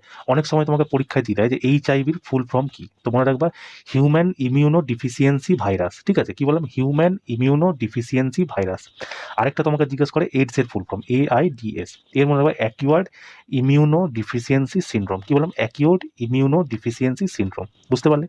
আরেকটা তোমার হয় এই যে ইউসিনোফিল আছে না, ইউসিনোফিলে এক ধরনের মানে একটা ঘটনা ঘটে, ধরো কোনো সময় না যে ডাব্লিউবিসি আছে সেই ডাব্লিউবিসি বাড়তে মানে খুবই তাড়াতাড়ি বাড়তে শুরু করলো, এমন বাড়তে শুরু করলো যে তোমার যে আরবিসি আছে শরীরে, আরবিসি আর বাড়তেই পারলো না। এই যে অনিয়ন্ত্রিতভাবে ডাব্লিউবিসি বাড়তে শুরু করলো কিনা, এর ফলে কি হয় বলতো, আমাদের শরীরে লিউকোমিয়া বলে একটা রোগ হয়, লিউকেমিয়া। এই লিউকেমিয়াকে আমরা ব্লাড ক্যান্সার হিসেবে জানি। এই ব্লাড ক্যান্সার যখন হয় তখন আমাদের শরীরে একটা কোষ থাকে অঙ্কোজেন, ঠিক আছে, অঙ্কোজেন। এই অঙ্কোজেন কি হয়, সক্রিয় হয়ে যায়, যার কারণে কি হয়, আমাদের ব্লাড ক্যান্সার মানে তৈরি হতে যায়, বুঝতে পারলে। এই কিছু কিছু পয়েন্ট তোমরা মনে রাখবা। প্লেটলেট কি হয়, দেখো প্লেটলেট হচ্ছে আমাদের শরীরে 2 থেকে 2.5 লাখের মতো থাকে, আর এরও দিনকাল হচ্ছে মানে জীবনকাল 3 থেকে 4 দিন, বুঝতে পারলে। এ কি করে, শরীরের মধ্যে রক্তকে গাঢ় বানায়, ঠিক আছে। এবার গাঢ় বানানোর পর যখন ধরো কোনো সময় কেটে গেল, ঠিক আছে, এবার কেটে যাওয়ার পর কি হয়, যে ওই জায়গাটা কি প্রথম বিন আর ফাইব্রিনোজেন থাকে, একটা জালের মতো সংরচনা তৈরি করে, যার কারণে কি হয়, এটা যেহেতু গাঢ় হয়ে যায়, সেই জন্য কি রক্তটা বইতে পারে না। কিন্তু যখন প্লেটলেটস হয়ে যাবে না, এই রক্ত কি হয়ে যাবে, যে গাঢ়ত্ব ভাবটা সেই ভাবটাই আর থাকবে না, তখন কি শরীর থেকে রক্ত বেরিয়ে যায়। অনেক সময় হয় না ডেঙ্গুর সময় দেখবে অনেক প্লেটলেটস কমে যায়, তখন কি হয় প্লেটলেটস বাইরে থেকে ওকে চড়াতে হয়। সাধারণত বলে পেঁপে খেলে বা আমি তো শুনেছি, এখন জানি না সত্যি কিনা, নাকি হাঁসের রক্ত খেলেও নাকি প্লেটলেটস বেড়ে যায়। কিন্তু হ্যাঁ মানে পেঁপে খেলে বা পেঁপে পাতার রস খেলে তোমার প্লেটলেটস বাড়তে থাকে। বুঝতে পারলে তো? তো এই কিছু কিছু পয়েন্ট তোমরা মনে রেখো। চলো নেক্সট কোশ্চেন দেখো। দেখো আবার ওই সেম প্রশ্ন দিয়ে দিয়েছে যে অভিন্ন গতির বেগ সময়োগ্রাফ কি হয়। অভিন্ন গতি মানে কি, এক সমান গতি, মানে এক সমান গতি মানে কি এক সমান বেগেই চলছে ধরে নাও, ঠিক আছে। হয়তো আমার এখানে মানে টাইপ করতে হয়তো মিস্টেক হয়েছে, এখানে অভিন্ন বেগ হতো। অভিন্ন বেগ মানে কি এক সমান বেগ। এক সমান বেগ কখন হয়, যখন সেটা সময় অক্ষে, এটা তো সময় অক্ষ কি না, এই অক্ষের সমান্তরাল থাকে। তার মানে কি অপশন নাম্বার সি তোমার কারেক্ট অ্যান্সার। ঠিক আছে। সরল রেখা কখন থাকে, যখন ত্বরণ একরকমভাবে বৃদ্ধি পায়। ঠিক আছে, এক সমান ত্বরণ বলেছে, কিন্তু যেখানে এখানে অভিন্ন গতি বলেছে তাই এটা অপশন নাম্বার সি হবে। অভিন্ন ত্বরণ যদি থাকতো তাহলে তুমি কি সরল রেখা দিয়ে অপশন মানে অপশন করে আসতো। ঠিক আছে, চলো নেক্সট কোশ্চেন দেখো। বলছে উত্তল দর্পণে বস্তুটি অসীম অবস্থানে থাকলে কি ধরনের প্রতিচ্ছবি তৈরি হয়। দেখো উত্তল দর্পণ বলে দিয়েছে, তার মানে কি এখানে কাল্পনিক ছবি তৈরি হবে। তার মানে কি বাস্তব যেটা আছে সে দুটোই তোমার কেটে গেল, তাই না। বাস্তব কেটে গেল। দেখো ভার্চুয়াল তোমার কখনো উল্টো হয় না, সব সময় ভার্চুয়াল সোজা হবে। ভার্চুয়াল দেখো উল্টো দিয়েছে, তার মানে কি এটাও তোমার কেটে গেল। মানে তোমার বেশি ডেপথও যাবে না, এই সামান্য পয়েন্ট জানতে পারলে তুমি অপশন ছেটে এটা বের করে দিতে পারবে, তাই না। তাও আমি তোমাকে আবার বেসিকটা বলে দিচ্ছি, যদি এরকম আরো কোশ্চেন তোমাকে দেয় সেটা তুমি করতে পারবা। দেখো কি হয়, উত্তল দর্পণ এরকম দেখতে, উত্তল দর্পণে এই ভাগটা কি উঠে থাকে, যেহেতু উঠে থাকে তাই এটাকে উত্তল দর্পণ বলা হয়। উত্তল দর্পণে এটাকে বলা হয় পোল, এটাকে বলা হয় সেন্টার ফোকাস, এটাকে বলা হয় সেন্টার অফ কার্ভেচার। ঠিক আছে, এটাকে ইনফাইনাইট বলা হয়। যে কোনো বস্তু মানে যে কোনো সময় বস্তুকে তোমার বাম দিকে রাখা হয়, কোনো আলোক কিরণ তোমার বাম দিকে আসে, এটা সাইন কনভেনশন রুল থেকে এসছে। এবার দেখো যখন মানে কোনো বস্তুকে এই একটা আলোক কিরণকে নিয়ে আসা হলো, ঠিক আছে। এবার আলোক কিরণটা কি হবে, যেহেতু এটা উভরে আছে উঠে আছে, তো এটা কি করবে, আলোকে ছিটকে দিবে, এদিক থেকে আসবে এটাকে আলোকে ছিটকে দিবে। যেহেতু এটা ছিটকে দিচ্ছে মানে এটা কি আলোকে ডাইভার্স করে দিচ্ছে। ডাইভার্স করে দেওয়ার কারণে কি এটা এই উত্তল দর্পণকে তোমার ডাইভার্জিং মিরর বলা হয়। ঠিক আছে, ডাইভার্জিং মিরর বা অপসারী মিরর বলা, অপসারী আয়না বলতে পারো। ঠিক আছে, যদি এটাকে অপসারী বলা হয় বা ডাইভার্জিং বলা হয়, তাহলে অভিসারী বা কনভার্জিং কাকে বলবা, তুমি উত্তল দর্পণকে বলবা। কারণ উত্তল দর্পণে কি হয়, একটা ফোকাস হয়ে পার হয়, মানে কি এক আলোকে নির্দিষ্ট স্থানে কেন্দ্রিত করে। ঠিক আছে, কিন্তু অবতল দর্পণ কি করে, আলোকে একটা নির্দিষ্ট জায়গায় কেন্দ্রিত করে, কিন্তু উত্তল দর্পণ কি করে, আলোকে ভাটকে দেয়। এবার ছিটকে দেওয়ার পর আমি তোমাকে কি বললাম, যখন যে কোনো প্রতিবিম্ব তৈরি করার জন্য দুটো কিরণ দরকার, একটা কি তোমার প্রধান অক্ষের সমান্তরাল আসবে, যে কিরণ একটা মানে ফোকাস হয়ে পার হবে, আর একটা কি হবে যে বিন্দু দিয়ে আসবে সেই বিন্দু হয়ে পার হবে। এবার যেহেতু এরা দেখো অবতল দর্পণ আছে, তার মানে কি এই কিরণ দুটো একে অপরকে একটা জায়গায় কাটবেই কাটবে। কিন্তু উত্তল দর্পণে দেখো এটা একে অপরকে কোনোদিনও কাটবে না, যেহেতু এটা একে অপরকে কাটছে না তাই এখানে তোমার ভার্চুয়াল প্রতিবিম্ব তৈরি হচ্ছে। আরেকটা জিনিস মনে রাখবা, ভার্চুয়াল প্রতিবিম্ব কখনো উল্টো হবে না। ধরো পৃথিবী উল্টো হয়ে গেল, আমি কোনো সময় পৃথিবী ধরো উল্টো হয়ে গেল, কিন্তু ভার্চুয়াল কখনো উল্টো হবে না। ভার্চুয়াল সবসময় তোমার সোজা হবে। আর এটার প্রতিবিম্বের স্থান কোথায়, তো ধরো বস্তুকে তুমি যেখানে রাখো, এখান থেকে এইটুকুর মধ্যেই না বস্তুকে রাখবা, কিন্তু এর প্রতিবিম্ব তৈরি হবে কোথায়, এই যে পোল আর ফোকাসের মাঝখানে। ঠিক আছে, এবার ধরো তুমি প্রতিবিম্ব তুমি ইনফাইনাইটে রাখলা, তো তোমার প্রতিবিম্ব তৈরি হবে ফোকাসে। ধরো তুমি একদম ফোকাসে এখানে কাছাকাছি রাখলা, তো এর তৈরি হবে এই সাইডে তৈরি, মানে ধরো ইনফাইনাইটে রাখলে তখন তোমার ফোকাসে তৈরি হবে। এই সাইডে যত থেকে যেতে থাকবে তত তোমার এদিকে আসতে থাকবে। ব্যাপারটা এটাই হবে কেসটা, বুঝলে তো। তার মানে কি এইটা তো একে অপরকে কাটছে না, কিন্তু বিজ্ঞানীরা করছে কি একে পিছন দিকে না এরকম ভাবে একটা আলো দিয়ে মিলিয়ে দেয়, কাল্পনিকভাবে আলো দিয়ে মিলিয়ে দেয়। ঠিক আছে, তো এই জন্য দেখে মনে হয় যে উত্তল দর্পণে কোনো একটা আলো যখন আসে কিনা, দেখে মনে হয় কি সেটা কোনো একটা ভিতর থেকে বিন্দুর মতো হয়ে আসছে। আর উত্তল দর্পণে তুমি যে কোনো পজিশনে রাখো না কেন, তোমার প্রতিবিম্ব সব সময় ছোট প্রতিবিম্ব তৈরি হবে। ঠিক আছে, এবার যদি এই দিকে দেখো, আমি তোমাকে কি বলেছিলাম যে এটা তোমার ফোকাস আছে, ঠিক আছে, মানে সেন্টার অফ কার্ভেচার আছে। সেন্টার অফ কার্ভেচারের এই সাইডে তোমার কি হয়, ছোট প্রতিবিম্ব, এটা থেকে কি হয়, বড় প্রতিবিম্ব। এবার সেম জিনিস তুমি যদি এখানেও করো, তো এটার এই সাইডে কি হবে, ছোট প্রতিবিম্ব, এই সাইডে কি হবে, বড় প্রতিবিম্ব। কিন্তু এটা তো এর বাইরে যেতেই না পারছে না, উত্তল দর্পণে তো ফোকাসের বাইরে অব্দি যেতেই পারছে না। তার মানে কি এখানে তোমার অলওয়েজ ছোট প্রতিবিম্ব তৈরি হবে। ঠিক আছে, তাহলে এটা তোমার কি হবে, অপশন নাম্বার সি বি তোমার কারেক্ট অ্যান্সার হয়ে যাবে। ঠিক আছে, চলো চলো নেক্সট কোশ্চেন দেখো। দেখো এখনই আমি তোমাকে বললাম যে এটা কি বলছে, কোন লেন্সকে অভিসারী লেন্স বলা হয়, যদি উত্তল লেন্সকে অপসারী লেন্স বলা, মানে উত্তল দর্পণকে অপসারী লেন্স বলা হয়।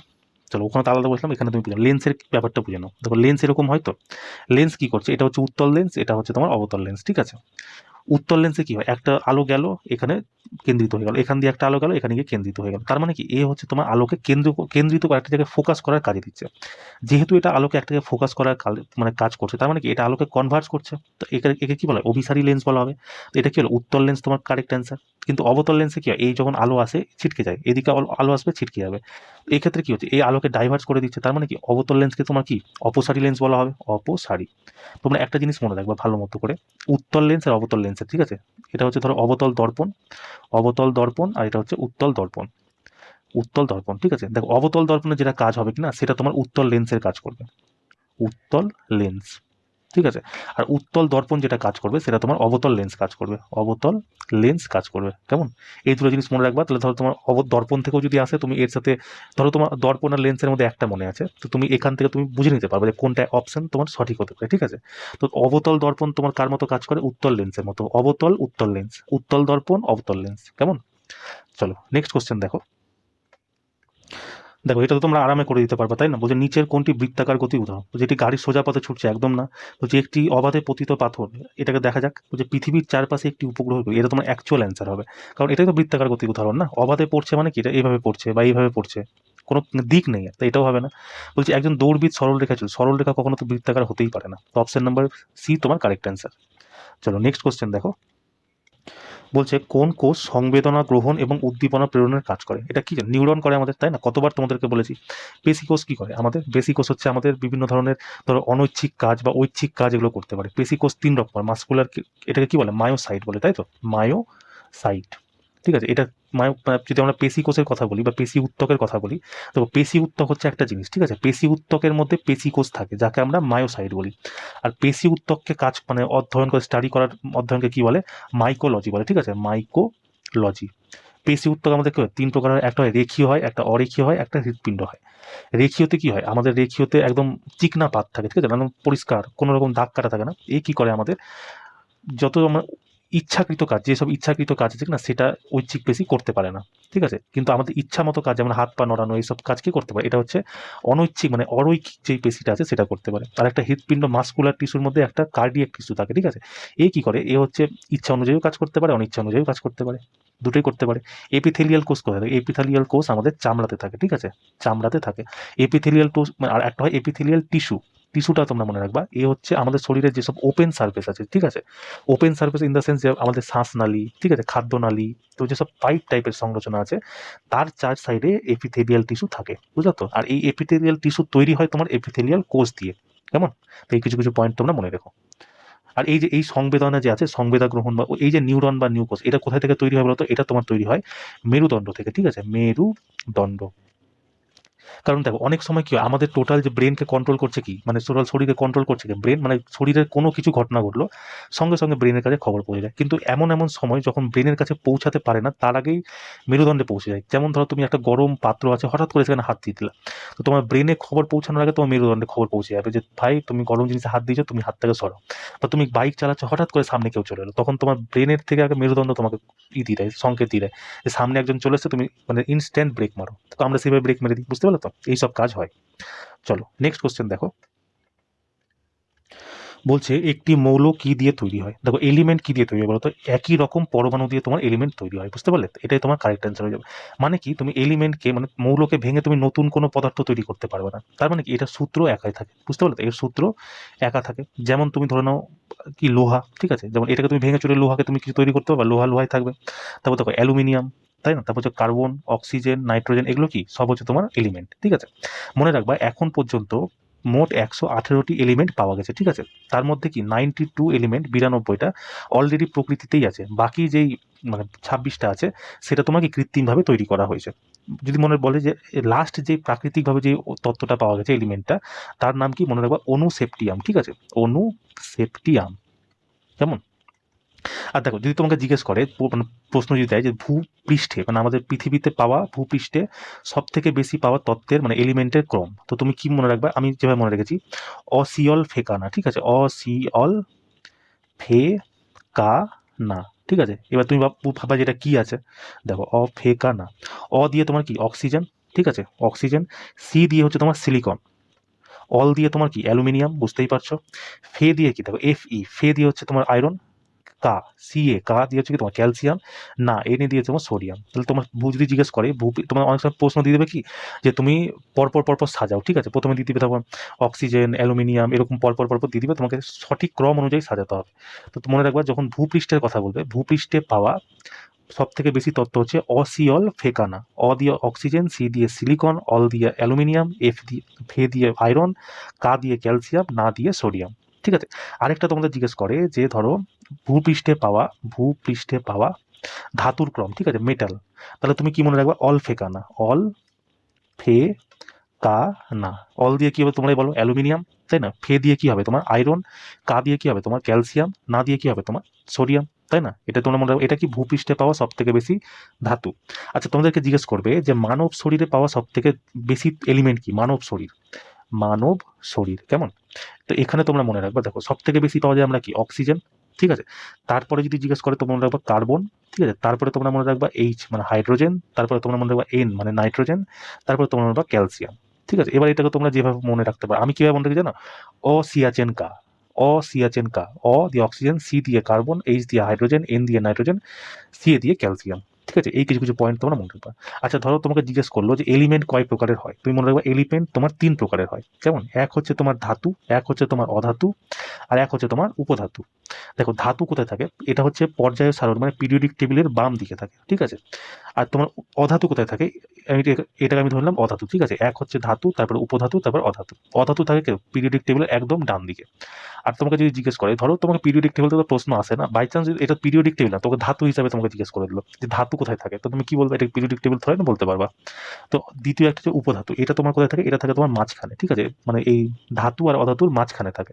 এই যে মাঝখানটাকে আছে, এই জায়গাটার নাম মানে আমাদের রেলওয়ে বোর্ড জিজ্ঞেস করে, মানে বলে যে বর্ডার লাইন, ঠিক আছে, বর্ডার লাইন। তাহলে উপধাতু কোথায় থাকে, তোমার বর্ডার লাইনে থাকে। এটা তোমার কিভাবে জিজ্ঞেস করবে জানো, আমাদের একটা চ্যাপ্টারই আছে মেটাল নন মেটাল বলে, দেখবা ওখান থেকে তোমাকে জিজ্ঞেস করে দিতে পারে যে উপধাতু কোথায় থাকে, তো অপশন দিয়ে দেবে তোমাকে বর্ডার লাইন, তুমি অপশন মেরে চলে আসবে, কেমন। তো এই কিছু কিছু পয়েন্ট তোমরা মনে রেখো। চলো নেক্সট কোশ্চেন দেখো, বলছে লাইসোসোমের প্রধান কাজ কি। দেখো অপশনে দেখো বর্জ্য পদার্থ কোথায় আছে, এই দেখো বর্জ্য পদার্থ, এটাই তোমার কারেক্ট অ্যান্সার হবে। আমি তোমাকে কি বললাম, লাইসোসোম যদি জিজ্ঞেস করে অপশনে দেখবা বর্জ্য পদার্থ যেখানে আছে সেটা তোমার কারেক্ট অ্যান্সার, বা বর্জ্য পদার্থ দেওয়া আছে অপশনে লাইসোসোম থাকবে, কারেক্ট অ্যান্সার হয়ে যাবে। আচ্ছা লাইসোসোম কি করে, এ তো কোষের বর্জ্য, ক্ষতিগ্রস্ত অর্গানেল এবং বাহ্যিক কণকে হজম করে নেয়। এই কারণে লাইসোসোমগুলিকে কি বলে, কোষের আত্মহত্যার bag, suicide bag of cell বলা হয়। প্রোটিন সংশ্লেষণ কে করে, তোমাদেরকে কতবার বলেছি, কে বলে, রাইবোসোম, ঠিক আছে, রাইবোসোম, ঠিক আছে। আরেকজন করে, সেটা হচ্ছে তোমার এন্ডোপ্লাজমিক রেটিকুলাম, ঠিক আছে। এন্ডোপ্লাজমিক রেটিকুলামের দুটো ভাগ আছে না, একটা হচ্ছে কি রাফ এন্ডোপ্লাজমিক রেটিকুলাম, একটা স্মুথ এন্ডোপ্লাজমিক রেটিকুলাম। যে রাফ এন্ডোপ্লাজমিক রেটিকুলাম আছে সেও তোমার কি প্রোটিন সংশ্লেষণে সাহায্য করে, আর যে স্মুথ আছে এ কি করে, লিপিড সংশ্লেষণে সাহায্য করে, কেমন, এটা তোমরা মনে রাখবা। আচ্ছা শক্তি উৎপাদন কে করে, এটা তোমরা প্রত্যেকে জানো, মাইটোকন্ড্রিয়া, তাই না, পাওয়ার হাউস অফ সেল এই জন্যই বলা হয়। আর এই তোমার কত এনার্জি শক্তি নির্মাণ করে বলতো, 38 ATP, 38 ATPর শক্তি নির্মাণ করে, প্লাস 1 গ্রাম গ্লুকোজেরও নির্মাণ করে, ঠিক আছে, 1 গ্রাম গ্লুকোজ। এই দুটো মিলিয়ে যে টোটাল তোমাকে জিজ্ঞেস করে, তোমরা মনে রাখবো 4.2 ক্যালোরি মাইটোকন্ড্রিয়া তোমার শক্তি নির্মাণ করে। সালোক সংশ্লেষ কে করে, এটা তোমার উদ্ভিদ করে, তাই না, উদ্ভিদ করে। সালোক সংশ্লেষের ভাগ কে নেয় বলো তো, সালোক সংশ্লেষের ভাগ নেয় তোমার মানে 3টা জিনিস হয়, একটা হয় তোমার ক্লোরোপ্লাস্ট, এই হচ্ছে তোমার সালোক সংশ্লেষের ভাগ নেয়, ঠিক আছে, মানে এই কি খাদ্য তৈরি করে। একটা হয় তোমার ক্রোমোপ্লাস্ট, ঠিক আছে, ক্রোমোপ্লাস্ট, এই ক্রোমোপ্লাস্ট কি করে, এই হচ্ছে রং দেয়, ঠিক আছে, যেমন যেমন ফুলে তোমার রং দিবে কে, ক্রোমোপ্লাস্ট। বিভিন্ন যে এই যে আমাদের যে গাজরের রং যে কমলা কালার হয়, বা বিভিন্ন রং ফলের কালার যে বিভিন্ন রকম, এটা কি কেন হচ্ছে, এটা তোমার ক্রোমোপ্লাস্টের কারণে হচ্ছে। এই যে ক্লোরোপ্লাস্ট যে তোমার খাদ্য তৈরি করছে, এই জন্য একে বলা হয় কিচেন অফ সেল বলা হয়, ঠিক আছে, কিচেন অফ সেল। আর এই যে খাদ্য তৈরি করছে, খাদ্য তৈরি করার পর সব তো খেয়ে নিচ্ছে না, আমরা যে বাড়িতে খাবার তৈরি করি, যে কিছু খাবার বেঁচে যায় সেগুলোকে আমরা কোথায় রাখি, ফ্রিজের মধ্যে স্টোর করে দিই।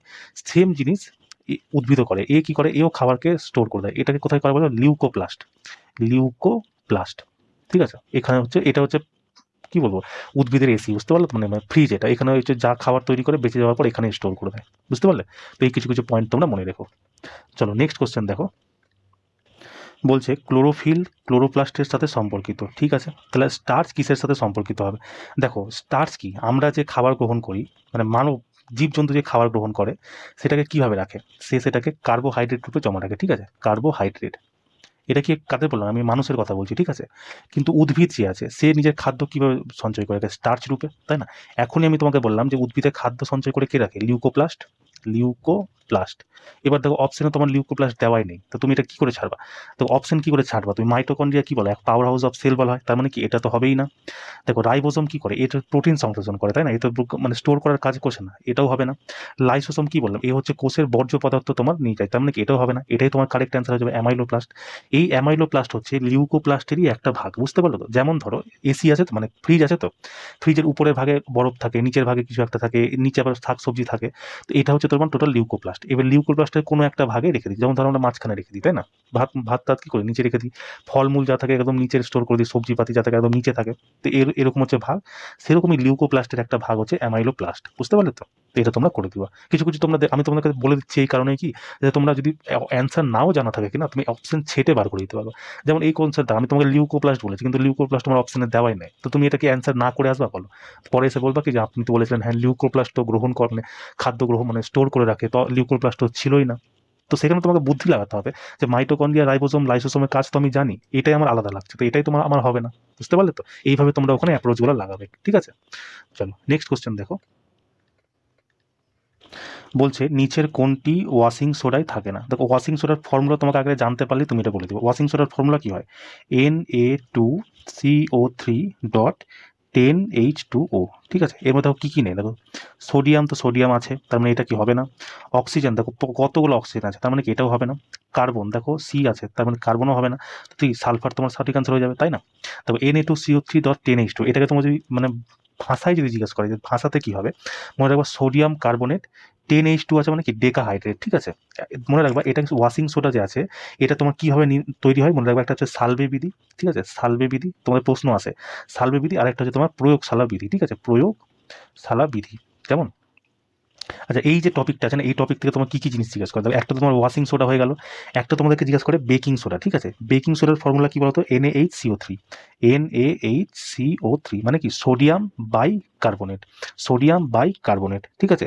এটাকে অনেকে মানে ধরো সোডিয়াম বাই কার্বনেট না দিয়ে তোমাকে দিতে পারে সোডিয়াম হাইড্রোজেন কার্বনেট, তাও সেটা কি হবে? বেকিং সোডাই হবে, ঠিক আছে? আর দেখো বেকিং সোডা যে আছে কিনা, এটা তোমার যদি জিজ্ঞেস করে যে বেকিং সোডা আর হচ্ছে বেকিং পাউডার এটা যদি মিক্স করে, সরি অ্যাকচুয়ালি ব্যাপারটা আছে, কোশ্চেনটা জিজ্ঞাসা করে যে বেকিং পাউডার যে আছে, ঠিক আছে? বেকিং পাউডার কি দিয়ে তৈরি করে? তোমরা মনে রাখবে বেকিং সোডা, ঠিক আছে? Baking soda plus tartaric acid, ঠিক আছে? টার্টারিক অ্যাসিড এই দুটো যখন মিক্স করে তখন তোমার বেকিং পাউডারের নির্মাণ হয়, ঠিক আছে? আর এটা কি তোমার অ্যান্টাসিড হিসেবে কাজ করে, সিড হিসাবে কাজ করে। যেমন কি ধরো তোমাকে ধরো মৌমাছি কামড়ে দিল, ঠিক আছে? বা ধরো কোনো এমন কিছু কামড়ে দিল, তোমার অ্যাসিড দিয়ে দিল, ফুলে গেল জায়গাটা, তখন এই বেকিং পাউডার ইউজ করা হয়, ঠিক আছে? আরেকটা তোমাকে জিজ্ঞাসা করে ব্লিচিং পাউডার। আমি তোমাকে বলেছি ব্লিচিং পাউডার যেখানে থাকবে কিনা, যদি ক্লোরিন অপশনে থাকে ব্লিচিং পাউডার, তাহলে তুমি সেটাকে অ্যান্সার করে দাও। ক্লোরিন আর হচ্ছে ক্যালসিয়াম হাইড্রোক্সাইড, ঠিক আছে? ক্যালসিয়াম OH2, ক্যালসিয়াম হাইড্রোক্সাইড যখন ক্লোরিনের সাথে অভিক্রিয়া করে তখন তোমার ক্যালসিয়াম অক্সিক্লোরাইডে নির্মাণ করে, অক্সিক্লোরাইড, ঠিক আছে? এটাকেই আমরা ব্লিচিং পাউডার বলি। তাহলে কি বললাম, যখন তুমি অপশনে ব্লিচিং পাউডার দেখে নেবা পরীক্ষাতে ক্লোরিন থাকবে আর ক্যালসিয়াম হাইড্রোক্সাইড থাকবে, তোমার ব্লিচিং পাউডার কারেক্ট অ্যান্সার হবে, ঠিক আছে? একটা তোমরা জিজ্ঞাসা করে প্লাস্টার অফ প্যারিস, ঠিক আছে? POP, এর রাসায়নিক নাম কি বলতো? CaSO4 ডট হাফ H2O, ঠিক আছে? এটা হচ্ছে প্লাস্টার অফ প্যারিস। এটাকে যদি তোমাকে ভাষাতে জিজ্ঞেস করে প্লাস্টার অফ প্যারিসের রাসায়নিক নাম কি, মনে রাখবা ক্যালসিয়াম সালফেট হেমিহাইড্রেট। 10 থাকলে কি হয়? ডেকাহাইড্রেট। হাফ থাকলে কি হয়? হেমিহাইড্রেট, ঠিক আছে? একটা হয় তোমার জিপসাম, ঠিক আছে? জিপসাম কি হয় বলতো? CaSO4 ডট 2H2O, ঠিক আছে? এটাকে কি বলে? Calcium sulphate dihydrate. এটা হচ্ছে হেমিহাইড্রেট, এটা হচ্ছে ডাইহাইড্রেট। 10 থাকলে কি হয়? ডেকাহাইড্রেট। যখন জিপসামকে তোমার 373 কেলভিন, ঠিক আছে? 373 কেলভিন যদি টেম্পারেচারে দেয়, তোমার মনে রাখবে 100 থেকে 120 ডিগ্রি দেয়, ঠিক আছে? পরীক্ষায় অপশানে তোমাকে 100 ডিগ্রি দেয়, সেটাও তোমার কারেক্ট অ্যান্সার হবে। যদি 120 ডিগ্রি দেয় সেটাও কারেক্ট অ্যান্সার হবে। আর যদি দুটোই তোমাকে অ্যান্সারে মানে অপশানে দিতে, তো 120 তুমি কারেক্ট অ্যান্সার করে আসবা, ঠিক আছে?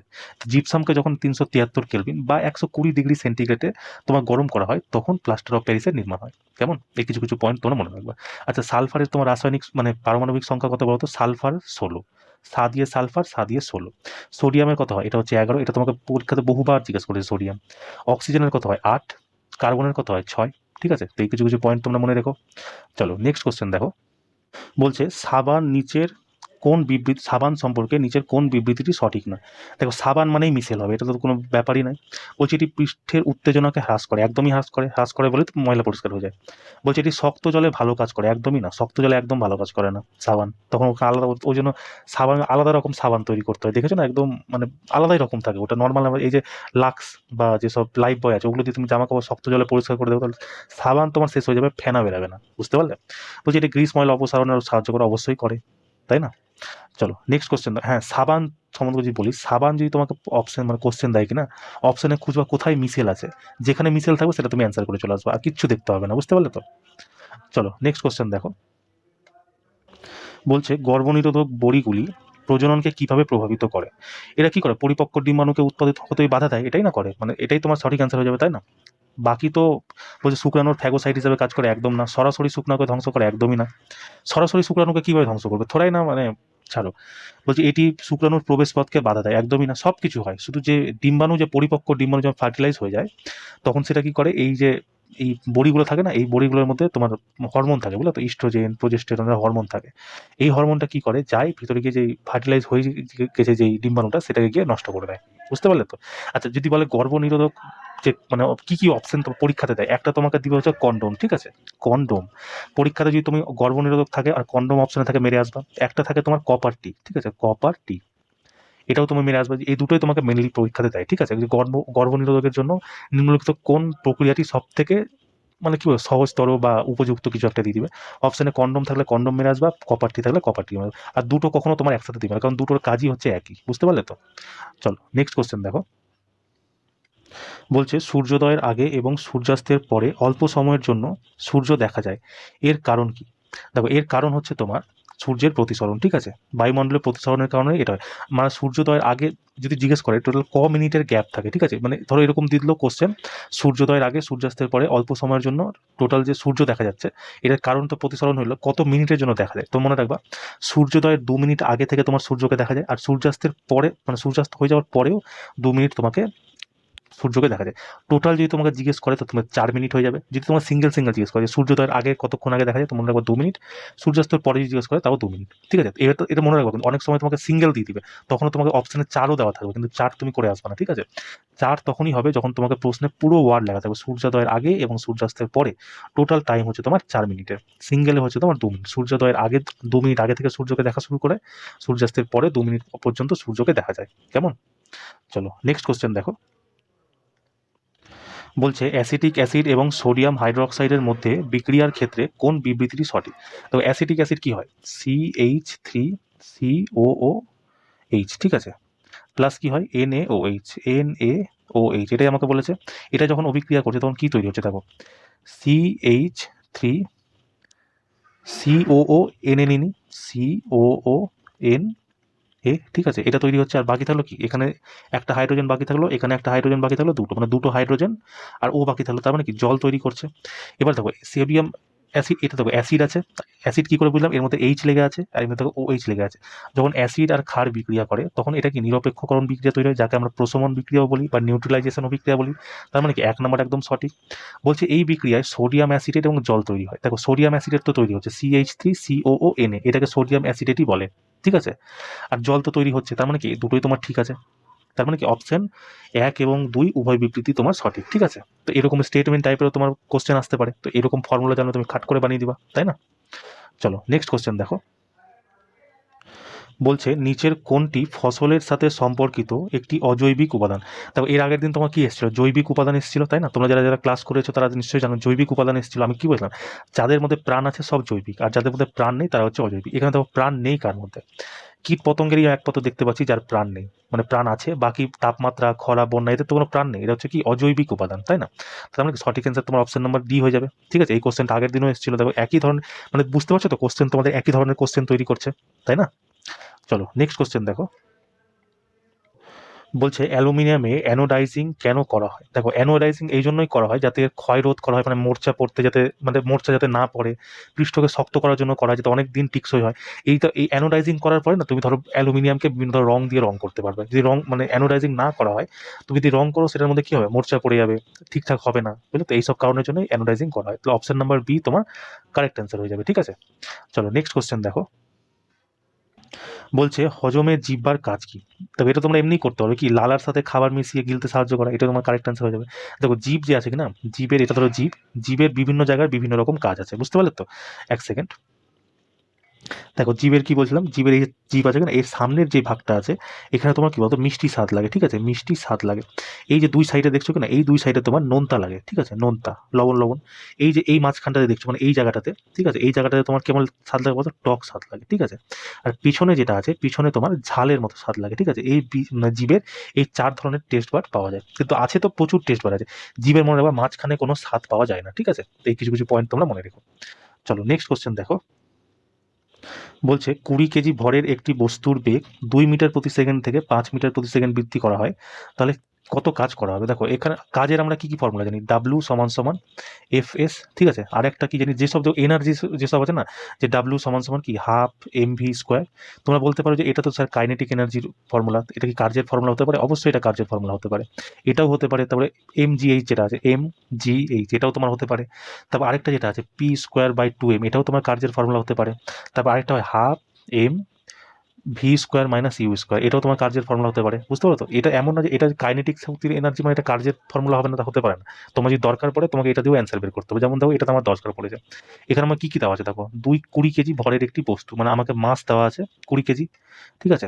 বলছে বস্তুর বেগ 2 মিটার থেকে 5 মিটার হয়ে গেল, মানে ভি মানে অন্তিম বেগ দেওয়া আছে আমার 5, প্রারম্ভিক বেগ দেওয়া আছে আমার 2।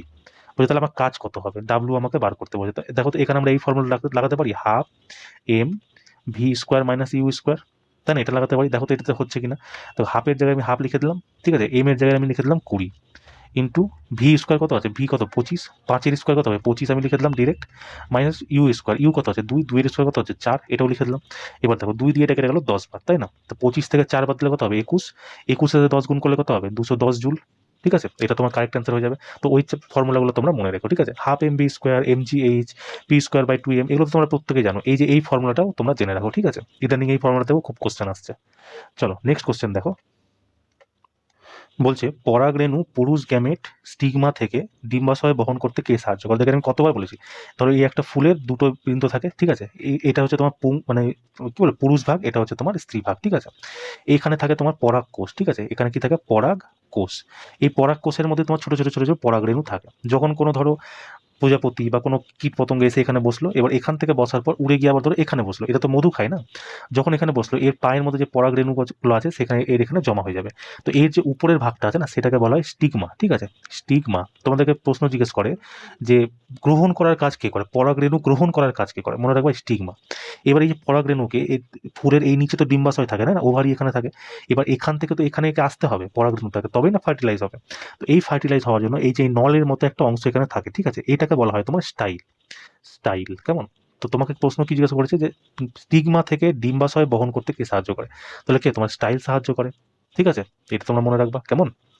চলো নেক্সট কোশ্চেন দেখো।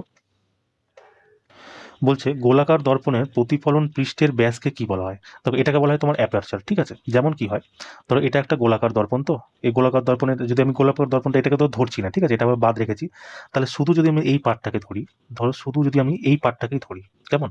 তো এটা তোমার দেখে কি মনে হচ্ছে, এটা তোমার অবতল দর্পণ হয়ে যাচ্ছে, তাই না? এখানে কি থাকে, এটা হচ্ছে পোল, এখানে কি থাকে তোমার ফোকাস, এখানে কি থাকে তোমার অ্যাপারচার, মানে সরি সেন্টার অফ কার্ভেচার। এই যে বাকি যেই পার্টটা দেখছো এই টোটালটা তো গোলাকার দর্পণ, এই যে টোটাল পার্টটা এটাকে তোমার বলা হয় অ্যাপারচার, ঠিক আছে। প্রধান অক্ষ কাকে বলে, এই যে কাল্পনিক, যখন ধরো তোমাকে বলে দিবে যে এটা একটা অবতল দর্পণ, এই দর্পণের মাঝখান দিয়ে পার হওয়া একটা কাল্পনিক সরল রেখা কে আমরা প্রধান অক্ষ বলি, ঠিক আছে। বক্রতা ব্যাসার্ধ কাকে বলে, বক্রতা ব্যাসার্ধ হচ্ছে পোল থেকে এই যে মানে যে কোনো গোলীয় দর্পণের যে মধ্যভাগের যে কেন্দ্রবিন্দু, সেই কেন্দ্রবিন্দুকে আমরা বক্রতার ব্যাসার্ধ বলি। এটা ধরো এটা যদি কেটে নিই, ধরো এখান থেকে এই পার্টটা যদি আমি কেটে যদি এখানে বসিয়ে দিই, তাহলে এর মানে কেন্দ্রবিন্দু কোথায় ছিল, এটাই না কেন্দ্রবিন্দু ছিল। তো এই কেন্দ্রবিন্দু যখন এর মানে কোনো গোলাকার দর্পণের মধ্যভাগ থাকবে তখন সেটা কেন্দ্রবিন্দু হয়ে যাবে, কিন্তু যখনই সেটা গোলাকার মানে দর্পণকে কেটে নেওয়া হবে তখন সেটা কি হবে, সেন্টার অফ কার্ভেচার হয়ে যাবে। এর মাঝখানে কি থাকে, এটা থাকে তোমার ফোকাস, ঠিক আছে। এখান থেকে এর দূরত্বকে বলা হয় ফোকাস দূরত্ব। ফোকাস দূরত্ব কত হবে, পোল থেকে ফোকাসের দূরত্বকে ফোকাস দূরত্ব বলে। আর ফোকাস দূরত্ব বের করার তোমার ফর্মুলা কি হয়, c/2, মানে সেন্টার অফ কার্ভেচারকে তুমি অর্ধেক করে দাও তাহলে তুমি ফোকাস পেয়ে যাবে, ঠিক আছে। বা ধরো ফোকাসকেও যদি তুমি ডবল করে দাও তাহলে কি তুমি সেন্টার অফ কার্ভেচার পেয়ে যাবে, কেমন? এই পয়েন্টগুলো তোমরা মনে রেখো। চলো নেক্সট কোশ্চেন দেখো। বলছে সোডিয়ামের রাসায়নিক প্রতীক কি? দেখো একটু আগে তোমাকে বললাম সোডিয়ামের রাসায়নিক প্রতীক কি? Na। এর পরমাণু সংখ্যা কত হয়? 11। ঠিক আছে, এর পরমাণু দ্রব্যমান মানে আণবিক ভর কত হয়? 23। আর সোডিয়ামকে তোমার কি মনে রাখবে? চাকু দিয়ে কাটা যায়, তাই না? চাকু দিয়ে কাটা যায়। কেমন? এই কিছু কিছু পয়েন্ট তোমরা মনে রাখবা। চলো নেক্সট কোশ্চেন দেখো। বলছে উদ্ভিদের কোষ প্রাচীর মূলত কোন পদার্থ দিয়ে তৈরি হয়? দেখো লাস্ট যেটা আমি ক্লাস করেছিলাম ম্যারাথনে, সেখানে তোমাকে এক্সট্রা ফ্যাক্ট এটা বলে দিয়েছিলাম যে উদ্ভিদের কোষ প্রাচীর কোনটা দিয়ে তৈরি হয়। উদ্ভিদের কোষ প্রাচীর কি? সেলুলোজ দিয়ে তৈরি হয়। পেপটিডোগ্লাইকান কার বললাম? এটা হচ্ছে জীবাণুর কোষ প্রাচীর তৈরি হয়। ঠিক আছে, জীবাণু। আর কাইটিন কার বলেছিলাম? এটা বলেছিলাম ছত্রাকের, তাই না? তিনটাই আমি তোমাকে বলে দিয়েছিলাম। এবার যেটা তোমার পরীক্ষাতে আসবে, তারপর যেমন দেখো উদ্ভিদের কোষ প্রাচীর তোমার চলে এসেছে, তার মানে কি এটা তোমার ভেরি ভেরি ইম্পর্টেন্ট। রিপিট হতেই পারে। যদি রিপিট না হয়, যদি এই টপিক থেকে জিজ্ঞেস করে, তো এই দুটো তোমাকে জিজ্ঞেস করতে পারে যে পেপটিডোগ্লাইকান কার, তো মনে রাখবো জীবাণু। আর কাইটিন কার হচ্ছে? এটা হচ্ছে ছত্রাকের। কেমন? চলো নেক্সট কোশ্চেন দেখো। বলছে শব্দ সম্পর্কিত নিম্নলিখিত কোন বিবৃতিটি সঠিক নয়? দেখো শব্দ সম্পর্কে আমি তোমাকে কি কি বলেছিলাম? শব্দ সবার প্রথমে বলেছিলাম এটা তো একটা যান্ত্রিক তরঙ্গ, তাই না? Mechanical wave. এর উৎপত্তি কি হয়? অণুর গতির কারণে হয়। ঠিক আছে, অণুর গতির কারণে এর মানে কি বলবো নির্মাণ হয়। দেখো কখনো শব্দকে গমন করার জন্য একটা মাধ্যমের প্রয়োজন হয়। ঠিক আছে, বিনা মাধ্যমে তুমি শব্দ গমন করতে পারে না। এই জন্য দেখো চাঁদে বা পৃথিবীর বাইরে মহাকাশে কোনো মাধ্যম নেই। সেই জন্য কি চাঁদে যাওয়ার দুটো মানুষ, ঠিক আছে, যদি একে অপরের সাথে কথাও বলে তাও তারা তাদের কি নিজেদের আওয়াজ শুনতে পায় না। কেন শুনতে পায় না? কারণ কি ওখানে কোনো মাধ্যম নেই। আচ্ছা শব্দ কিভাবে গমন করে? দেখো শব্দ তিনটা জিনিসের মধ্যে দিয়ে গমন করতে পারে। একটা হচ্ছে তোমার লিকুইড, একটা হচ্ছে তোমার গ্যাস, একটা হচ্ছে তোমার সলিড। ঠিক আছে, সব থেকে বেশি ভালোভাবে গমন করতে পারে হচ্ছে শব্দ কঠিন পদার্থে। কঠিন পদার্থের মধ্যে শব্দ অনুদৈর্ঘ্য, ঠিক আছে, অনুদৈর্ঘ্য আর অনুপ্রস্থ দুইভাবে গমন করতে পারে। গ্যাসের মধ্যে কি হয়? গ্যাসের মধ্যে শুধুমাত্র অনুদৈর্ঘ্য হিসাবে গমন করতে পারে। ঠিক আছে, আর লিকুইডের মধ্যে কি হয় বলতো? এটা ধরো জল আছে, তো জলের উপরি ভাগ কেমন এরকম দলতে দলতে যায়, তো উপরের ভাগে তোমার মনে রাখবা শব্দ অনুপ্রস্থ হিসাবে গমন করে। ঠিক আছে, অনুপ্রস্থ। কিন্তু নিচে কিভাবে গমন করে? এটা হচ্ছে অনুদৈর্ঘ্য। অনুদৈর্ঘ্য। আচ্ছা তোমাকে যদি প্রশ্ন জিজ্ঞেস করে যে ধ্বনি তরঙ্গ কেমন হয়, ঠিক আছে, তো তুমি কি বলবা? তোমাকে অপশন দিয়ে দিল, একটা অপশন দিয়ে দিল অনুপ্রস্থ, ঠিক আছে, বি নাম্বার অপশন দিল তোমাকে ধরো অনুদৈর্ঘ্য, 3 নাম্বার দিল তোমাকে বিদ্যুৎ চুম্বকীয় মানে ইলেকট্রোম্যাগনেটিক ওয়েভ, আর চতুর্থ তোমাকে দিল তোমাকে ক্যাথোড। ঠিক আছে, তুমি কি মারবা বলো? এই ক্ষেত্রে তুমি অপশন করে আসবা যে অনুদৈর্ঘ্য তরঙ্গ হচ্ছে তোমার সঠিক অ্যান্সার। যখন অনুদৈর্ঘ্য অনুপ্রস্থ দুটোই দেওয়া থাকবে, তখন অনুদৈর্ঘ্য তোমার হয়ে যাবে কারেক্ট অ্যান্সার। ধরো এই সেম কোশ্চেন দিল যে ধ্বনি তরঙ্গ কেমন হয়, তোমাকে একটা অপশন দিয়ে দিল অনুপ্রস্থ, 2 নম্বর অপশন দিয়ে দিল অনুদৈর্ঘ্য, 3 নম্বর অপশন দিয়ে দিল 1 এবং 2 দুটোই, আর 4 নম্বর অপশন দিয়ে দিল নান অফ দিস। ঠিক আছে, তখন তুমি 1 আর 2 দুটোই অপশন করে আসবে। ঠিক আছে, শব্দ অনুদৈর্ঘ্য অনুপ্রস্থ দুটোই তরঙ্গ। ঠিক আছে, যদি জিজ্ঞেস করে ধ্বনি শব্দের যে মানে স্টাডি, ওকে কি বলা হয়? তোমরা মনে রাখবো অ্যাকুয়াস্টিক বলা হয়। ঠিক আছে, অ্যাকুয়াস্টিক হচ্ছে ধ্বনির তরঙ্গ, মানে ধ্বনি কি বলবো, ধ্বনির অধ্যয়ন মানে স্টাডিকে তোমার অ্যাকুয়াস্টিক বলা হয়। কেমন? চলো তো এবার দেখো প্রশ্নে তোমাকে কি বলছে। প্রশ্নে বলছে যে শব্দ সম্পর্কিত নিম্নলিখিত কোন বিবৃতিটি সঠিক নয়? বলছে শব্দ একটি অনুদৈর্ঘ্য তরঙ্গ, একদম ঠিক। বলছে কঠিন পদার্থে শব্দের বেগ সবচেয়ে বেশি হয়, একদম ঠিক, এখনই বললাম। বলছে শব্দ একটি যান্ত্রিক তরঙ্গ, একদম ঠিক। বলছে শব্দ শূন্যস্থানের মধ্যে দিয়েও ভ্রমণ করতে পারে, একদমই পারে না। শব্দকে মানে গমন করার জন্য একটা মাধ্যমের দরকার। মাধ্যম নেই বলেই তো চাঁদের মধ্যে লোক কথা বলতে পারছে না, না? তাহলে তো ওখানে গিয়েও তো গান করতো, তাই না? চলো নেক্সট কোশ্চেন দেখো। বলছে নিচের কোন অঙ্গটি কেন্দ্রীয় স্নায়ুতন্ত্র মানে সিএনএস এর একটি প্রধান অংশ? দেখো নার্ভাস সিস্টেম যে আছে না, নার্ভাস সিস্টেম এটা তোমার 3 ধরনের পার্ট দিয়ে তৈরি হয়। একটা তোমার তৈরি হয় সিএনএস, ঠিক আছে, সিএনএস। একটা তোমার হয় পিএনএস, আর একটা তোমার হয় এএনএস। তো সিএনএস কি হয়? Central nervous system. পিএনএস কি হয়? Peripheral nervous system.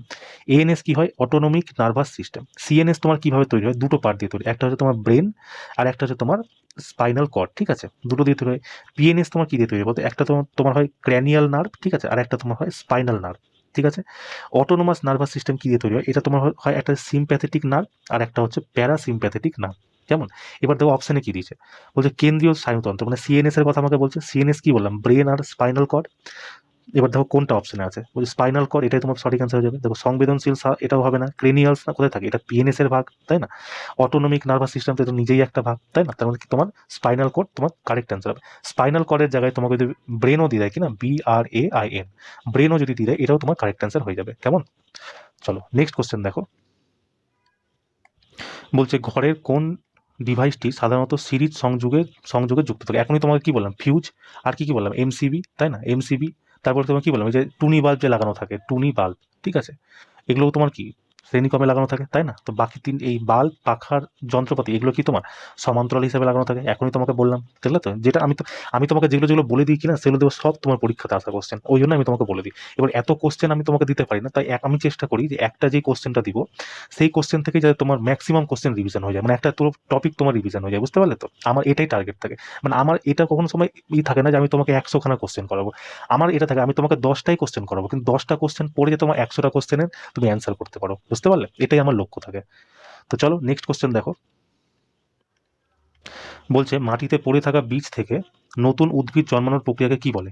একটু আগে একটা কোশ্চেন করলাম কিনা, সিড জার্মিনেশন, ওটা এখানে জিজ্ঞেস করছে কি অঙ্কুরোদ্গম, তোমার সঠিক অ্যান্সার হয়ে যাবে। কারণ দেখো পরাগায়ন তো তোমার হবে না, তাই না? পরাগায়ন কি হয়, যে একটা মানে ফুলের মধ্যে একটা মৌমাছি এসে বসলো, সে উড়ে গিয়ে আরেকটা পিসে বসলো, তো তোমার পরাগায়ন হয়ে গেল। বিচ্ছুরণ, এটা বিচ্ছুরণ তোমার ফিজিক্সের আলাদা ব্যাপার আছে, কেমিস্ট্রির আলাদা ব্যাপার আছে, বায়োলজি আলাদা ব্যাপার আছে, তার মানে এটা তো হবেই না। সালোক সংশ্লেষ কি হয়, এটা তো উদ্ভিদরা করছে, এটা খাবার তৈরি করার জন্য, রং তৈরি করার জন্য, স্টোর করার জন্য, তাই না? তো এই তিনটাই তোমার অপশন হবে না, তোমরা এইভাবেও তোমরা ছেটে বার করে দিতে পারো। মানে যদি তুমি সিড জার্মিনেশন যদি থাকবে না, ইংলিশ টাইপ করবে, অনেক ক্লিক করবে, তো অপশনে তোমার দিয়ে দিবে সিড জার্মিনেশন, কেমন? চলো নেক্সট কোশ্চেন দেখো। এখানে তার কিছু বললাম না, ঠিক আছে, কারণ আগের কোশ্চেনে আমি তোমাকে ডিটেল এক্সপ্লেনেশন করে দিয়েছি। বলছে একটি অবতল দর্পণে প্রধান অক্ষের সমান্তরাল আসা আলোক রশ্মি প্রতিফলনের পর কোথায় হয়ে পার হয়? প্রধান ফোকাস হয়ে পার হয়, কতবার বলেছি? এটা একটা অবতল দর্পণ, প্রধান ফোকাস হয়ে যেটা যায়, এটা পোল, এটা ফোকাস, এটা সেন্টার অফ কার্ভেচার। প্রধান অক্ষের সমান্তরাল হয়ে আসা কি হয়, ফোকাস হয়ে পার হয়। আর একটা কি হয়, পোল দিয়ে নিয়ে আসা হয়, যে অ্যাঙ্গেল হয়ে যায় সেই অ্যাঙ্গেল হয়ে পার হয়, ঠিক আছে? এই দুটো মনে রাখবা। চলো নেক্সট কোশ্চেন দেখো। বলছে কঠিন পদার্থে কণাগুলি অত্যন্ত ঘনিষ্ঠতা এবং স্থির অবস্থানের মূল কারণ। এর কারণ কি? শক্তিশালী অন্তঃআণবিক বল। আমি তোমাকে কি বলেছিলাম, সলিড, লিকুইড আর গ্যাস তিনটা হয়। সলিডের কণা কি হয়, একদম সেটে সেটে সেটে সেটে থাকে। লিকুইডের কি হয়, একটু দূরে দূরে দূরে থাকে। আর গ্যাসের কি হয়, একদম দূরে দূরে দূরে থাকে, তাই না? এবার এর মধ্যে যে সেটে সেটে আছে, কেন আছে? এদের অন্তরের মানে ভেতরের যে আকর্ষণ বল সেটা শক্তিশালী। অন্তরের যে আকর্ষণ বল শক্তিশালী, এটাকেই বলে অন্তঃআণবিক বল, ঠিক আছে? এটা পয়েন্ট তোমরা মনে রাখবা। চলো নেক্সট কোশ্চেন দেখো। বলছে যদি একটি বস্তুকে অবতল দর্পণে বক্রতা কেন্দ্রে স্থাপন করা হয় তাহলে গঠিত প্রতিচ্ছবি প্রকৃতি অবস্থান কি হবে? দেখো ভার্চুয়াল দুটোতে আছে, দুটোই বাদ হয়ে গেল, ঠিক আছে? দেখো আমি তোমায় কি বলেছিলাম, এটা হচ্ছে pole, focus, centre of curvature, এটা ইনফিনাইট। যদি সেন্টার অফ কার্ভেচার কোনো বস্তুকে রাখা হয় তো সেন্টার অফ কার্ভেচারই তৈরি হয়, তাই না? তার মানে কি, দেখো এটা আর কি বলছিলাম, যেখানে এখানে তৈরি হচ্ছে, এখানে রাখা হচ্ছে বস্তুকে, এখানে তৈরি হচ্ছে, তার মানে কি এটা সমান হবে। আর সমানের এই দিকে তৈরি কি হবে, ছোট, এদিকটা বড়। দেখো সেম আমি যা যা বলেছিলাম তাই তোমাকে অপশনে দিয়ে দিয়েছে, তাই না? তো সঠিক অ্যান্সার কি হবে, বাস্তব উল্টানো বস্তুর আকারের সমান, ঠিক আছে? Correct answer option number C. চলো নেক্সট কোশ্চেন দেখো। বলছে পৃথিবী পৃষ্ঠে থাকা কোনো বস্তুর ওজনের তুলনায় চাঁদের পৃষ্ঠে থাকা কোনো বস্তুর ওজন কত হবে? 1/6 গুণ, এটা তো তোমরা প্রত্যেকেই জানো, তাই না? চলো নেক্সট কোশ্চেন দেখো। বলছে কোন টিস্যু উপর দিকে মানে উভয় দিকে উপর নিচে পরিবহন করতে পারে? তাহলে এটা হচ্ছে ফ্লোয়েম, তোমার উভয় দিকে পরিবহন করতে পারে, ঠিক আছে? কেন? কারণ ফ্লোয়েম তো খাবার তৈরি করে না। এবার খাবার তৈরি করে কোনো পাতাতে খাবার তৈরি করলো, এবার খাবার তৈরি করে কোনো সময় ওকে কাণ্ডে যেতে হচ্ছে, কোনো সময় সিডসে যেতে হচ্ছে, মানে যে এদিক সেদিক যেতে হচ্ছে। তাই ফ্লোয়েম কি করে, তোমার বিভিন্ন দিকে যাতায়াত করে। কিন্তু জাইলেম কি করে, জ দিয়ে জাইলেম, জ দিয়ে জল। এবার জল কি করে, মাটির নিচে থাকে, মাটির নিচ থেকে উপরের দিকে যায়। তার মানে কি জাইলেমের দিক কোথায় থাকে, সর্বদা নিচ থেকে উপরের দিকে থাকে, ঠিক আছে? দেখো আমি তোমাকে 2 মিনিটের প্ল্যান্ট টিস্যু পুরো রিভিশন করে দিচ্ছি। তারপর প্লান্ট টিস্যু যেটা হয়, প্লান্ট টিস্যু, ঠিক আছে, এটা 2 রকমের হয়। এক হচ্ছে তোমার পার্মানেন্ট টিস্যু, ঠিক আছে, আর একটা হচ্ছে তোমার মেরিসমেটিক টিস্যু। পার্মানেন্ট টিস্যু কি হয়, যখন মেরিসমেটিক টিস্যু নিজেদের কোষ বিভাজন করা শেষ করে দেয়, ঠিক আছে, কোষ বিভাজন করার ক্ষমতা তাদের নেই, তখন স্থায়ী টিস্যুতে নির্মাণ হয়ে যায়। তার মানে কি, স্থায়ী টিস্যু যে পার্মানেন্ট টিস্যু আছে এর মধ্যে কোষ বিভাজন হয় না, প্রথম কোশ্চেন। দ্বিতীয় তোমাকে জিজ্ঞেস করবে যে স্থায়ী টিস্যু কয় প্রকার, তোমরা মনে রাখবা 2 প্রকারের হয় স্থায়ী টিস্যু। এক হচ্ছে তোমার সিম্পল টিস্যু, একটা হচ্ছে তোমার কমপ্লেক্স টিস্যু, ঠিক আছে? এই সিম্পল টিস্যু আবার 3 রকমের হয়। 3 রকম কি করে তোমরা মনে রাখবে, একটা হচ্ছে পি, সি, এস, ঠিক আছে? পি দিয়ে তোমার কি হয়, প্যারেনকাইমা। সি দিয়ে হয় তোমার কোলেনকাইমা। এস দিয়ে হয় তোমার স্ক্যারেনকাইমা। প্যারেনকাইমা কি করে, এই হচ্ছে তোমার খাবারকে স্টোর করার কাজ করে, ঠিক আছে, স্টোর করার কাজ করে। কোলেনকাইমা কি করে, এই হচ্ছে মানে উদ্ভিদের মধ্যে কি মানে ইলাস্টিক প্রদান করে, ঠিক আছে? যেমন দেখো না যে সব লতানো উদ্ভিদ আছে সেগুলোর মধ্যে যে ইলাস্টিসিটি যে আছে, মানে এক সাইড থেকে একদিকে মুড়িয়ে দেওয়া যায়, সেটা কেন হচ্ছে, কোলেনকাইমার কারণে হচ্ছে। আর স্ক্যালেনকাইমা কি হয়, এ হচ্ছে কি উদ্ভিদকে মানে কি বলবো তোমার শক্ত প্রদান করে, যে বাইরে যে ছাল দেখেছো কিনা ওটা স্ক্যালেনকাইমা দিয়ে তৈরি হয়। কেন? কারণ এর মধ্যে লিগনিন পাওয়া যায়, ঠিক আছে, ওই জন্য এ কি হয়, শক্ত হয়ে যায়। যেমন বেলের উপরিভাগ, নারকেলের উপরিভাগ কি দিয়ে তৈরি হয়, তোমার স্ক্যালেনকাইমা দিয়ে তৈরি হয়। কোলেনকাইমার মধ্যে তোমরা মনে রাখবা এর মধ্যে সেলুলোজের জমা থাকে, ঠিক আছে? যেমন স্ক্যালেনকাইমার মধ্যে কি লিগনিনের জমা থাকে, ওরকমই কোলেন কাইমার মধ্যে তোমার সেলুলোজের জমা থাকে, ঠিক আছে। প্যারেন কাইমার মধ্যে কোনো কিছু জমা থাকে না, কিন্তু প্যারেন কাইমারই একটা ভাগ হচ্ছে তোমার অ্যারেন কাইমা, ঠিক আছে। এই অ্যারেন কাইমা কি করে তোমার বিভিন্ন উদ্ভিদের যেসব ধরো না কচুরি পানা বা যেসব জলজ উদ্ভিদ ভেসে আছে সেগুলোকে ভাসতে সাহায্য করে তোমার অ্যারেন কাইমা। এবার চলে আসে তোমার কমপ্লেক্স। কমপ্লেক্সের মধ্যে তোমার দুটো আছে, একটা হচ্ছে তোমার জাইলেম, ঠিক আছে, একটা জাইলেম আর একটা হচ্ছে তোমার ফ্লোয়েম। দিয়ে জাইলেম, দিয়ে জল। মানে কি জাইলেম তোমার কি করে জল এবং খনিজকে সরবরাহ করে। মনে রাখবা জাইলেমকে আমরা উড নামে জানি, WOOD, উড, ঠিক আছে। জাইলেম তোমার 4টা জিনিস দিয়ে তৈরি হয়, একটা তোমার হচ্ছে ভেসেলস, ঠিক আছে, একটা হচ্ছে তোমার জাইলেম প্যারেনকাইমা, জাইলেম প্যারেনকাইমা, একটা হচ্ছে তোমার কি বলবো ট্র্যাকিয়া, ঠিক আছে, মানে ট্র্যাকিয়া না, অ্যাকচুয়ালি ট্র্যাকিডস বলা হয়, ঠিক আছে। আর একটা তোমার হচ্ছে জাইলেম ফাইবার, জাইলেম ফাইবার। এর মধ্যে তোমরা মনে রাখবা একমাত্র যে জাইলেম প্যারেনকাইমা আছে না, এটাই হচ্ছে তোমার জীবিত। জাইলেম প্যারেনকাইমা তোমার জীবিত, বাকি 3টাই কেউ তোমার মৃত হয়ে যায়, ঠিক আছে। মনে রাখবা যে ভেসেলস আছে না, প্রথম পার্ট ভেসেলস, এ কি করে, এ হচ্ছে উদ্ভিদকে যান্ত্রিক সহায়তা প্রদান করে, ঠিক আছে, যান্ত্রিক সহায়তা প্রদান করে। তারপর যে ট্র্যাকিডস আছে, যে মানে কি বলবো, এই যে ট্র্যাকিডসে আছে, ঠিক আছে, এটা কালার চেঞ্জ করে দিই 1 সেকেন্ড। এই যে ট্র্যাকিডসে আছে, এই ট্র্যাকিডস কি করে বলতো, এই হচ্ছে তোমার মানে যেসব জলের মধ্যে যেসব খনিজ ফনিজ আছে কিনা সেগুলো কি করে, এই হচ্ছে উপরের দিকে নিয়ে যেতে মানে ছাঁকতে সাহায্য করে, ঠিক আছে। আর জাইলেম মৃদুত্বক যে আছে, এও কি করে, এও হচ্ছে তোমার ধরো খাবার স্টোর করার কাজও এও করে, বুঝলো তো। জাইলেম, এই যে xylem fibre, sorry sorry xylem মৃদুত্বক, ঠিক আছে, মানে কি বলে এটাকে, জাইলেম প্যারেনকাইমা, তাই না। এ কি করে, এ তোমার ভোজন গ্রহণ মানে গ্রহণ করার মানে সংগ্রহ করার কাজ করে, ঠিক আছে। এটা হয়ে গেল তোমার জাইলেম। এবার দেখো ফ্লোয়েম। ফ্লোয়েম কি করে, দেখো ফ্লোয়েমকে তোমার বায়ো মানে সরি বাস্ট নামেও জানা যায়, ঠিক আছে। ফ্লোয়েম এরকম 4টা জিনিস দিয়ে তৈরি। প্রথম কি, এর হচ্ছে সিপ টিউব, তারপরে কি কম্পেনিয়ন সেল, ঠিক আছে, তারপরে হচ্ছে কি ফ্লোয়েম প্যারেনকাইমা, ফ্লোয়েম প্যারেনকাইমা, আর হচ্ছে তোমার ফ্লোয়েম ফাইবার, ঠিক আছে। এর মধ্যে একমাত্র ফ্লোয়েম প্যারেনকাইমাই যেটা আছে, সরি ফ্লোয়েম ফাইবার যেটা আছে, এটাই একমাত্র মৃত, ঠিক আছে। আর বাকি 3টাই হচ্ছে কি, এটা তোমার জীবিত। কেমন, এ কি করে, এ হচ্ছে খাদ্য তৈরি করে, ফ্লোয়েমের সাহায্যে কি করে, খাদ্য তৈরি করা হয়, বুঝলো তো। আর সিপ টিউব, তোমরা আবার সিপ টিউবের মধ্যে জিজ্ঞেস করে কেন্দ্রক কার মধ্যে পাবে, নিউক্লিয়াস কার মধ্যে পাওয়া যায় না, সেটা হচ্ছে তোমার কেন্দ্রক, লিখে দিই কেন্দ্রক, নিউক্লিয়াস বলে এটাকে ইংরেজিতে। এটা কি সিপ টিউবে পাওয়া যায় না। কেমন, এই কিছু কিছু পয়েন্ট তোমরা মনে রাখবা, ঠিক আছে। তো চলো, এই ছিল আজকের ক্লাসটা কেমন লাগলো তোমরা আমাকে অবশ্যই জানিও। আর ব্যাপারটা কি হচ্ছে বলতো, আমি তোমাদেরকে ক্লাস প্রথমে বললাম যে আমি তোমাদেরকে কখনো ভাবি না যে তোমাকে 100টা কোশ্চেন করাবো। আমার লক্ষ্য এটাই থাকে যে আমি তোমাকে 10টাই কোশ্চেন করাবো, কিন্তু সেটা যাতে সেই 10টা কোশ্চেন করার পর তুমি 100টা কোশ্চেনের অ্যান্সার করতে পারো, বুঝতে পারলো তো। সেই জন্যই আর কি একটু বেশি লং মানে ডিটেলসে বলে দিই আর কি। তো চলো, ক্লাসটা তোমরা দেখো, অবশ্যই তোমরা জানিও। আর যাদের কালকে পরীক্ষা আছে, সেকেন্ড ফার্স্ট শিফট তোমরা যদি রাতে যদি দেখে নিতে পারো তো খুবই ভালো।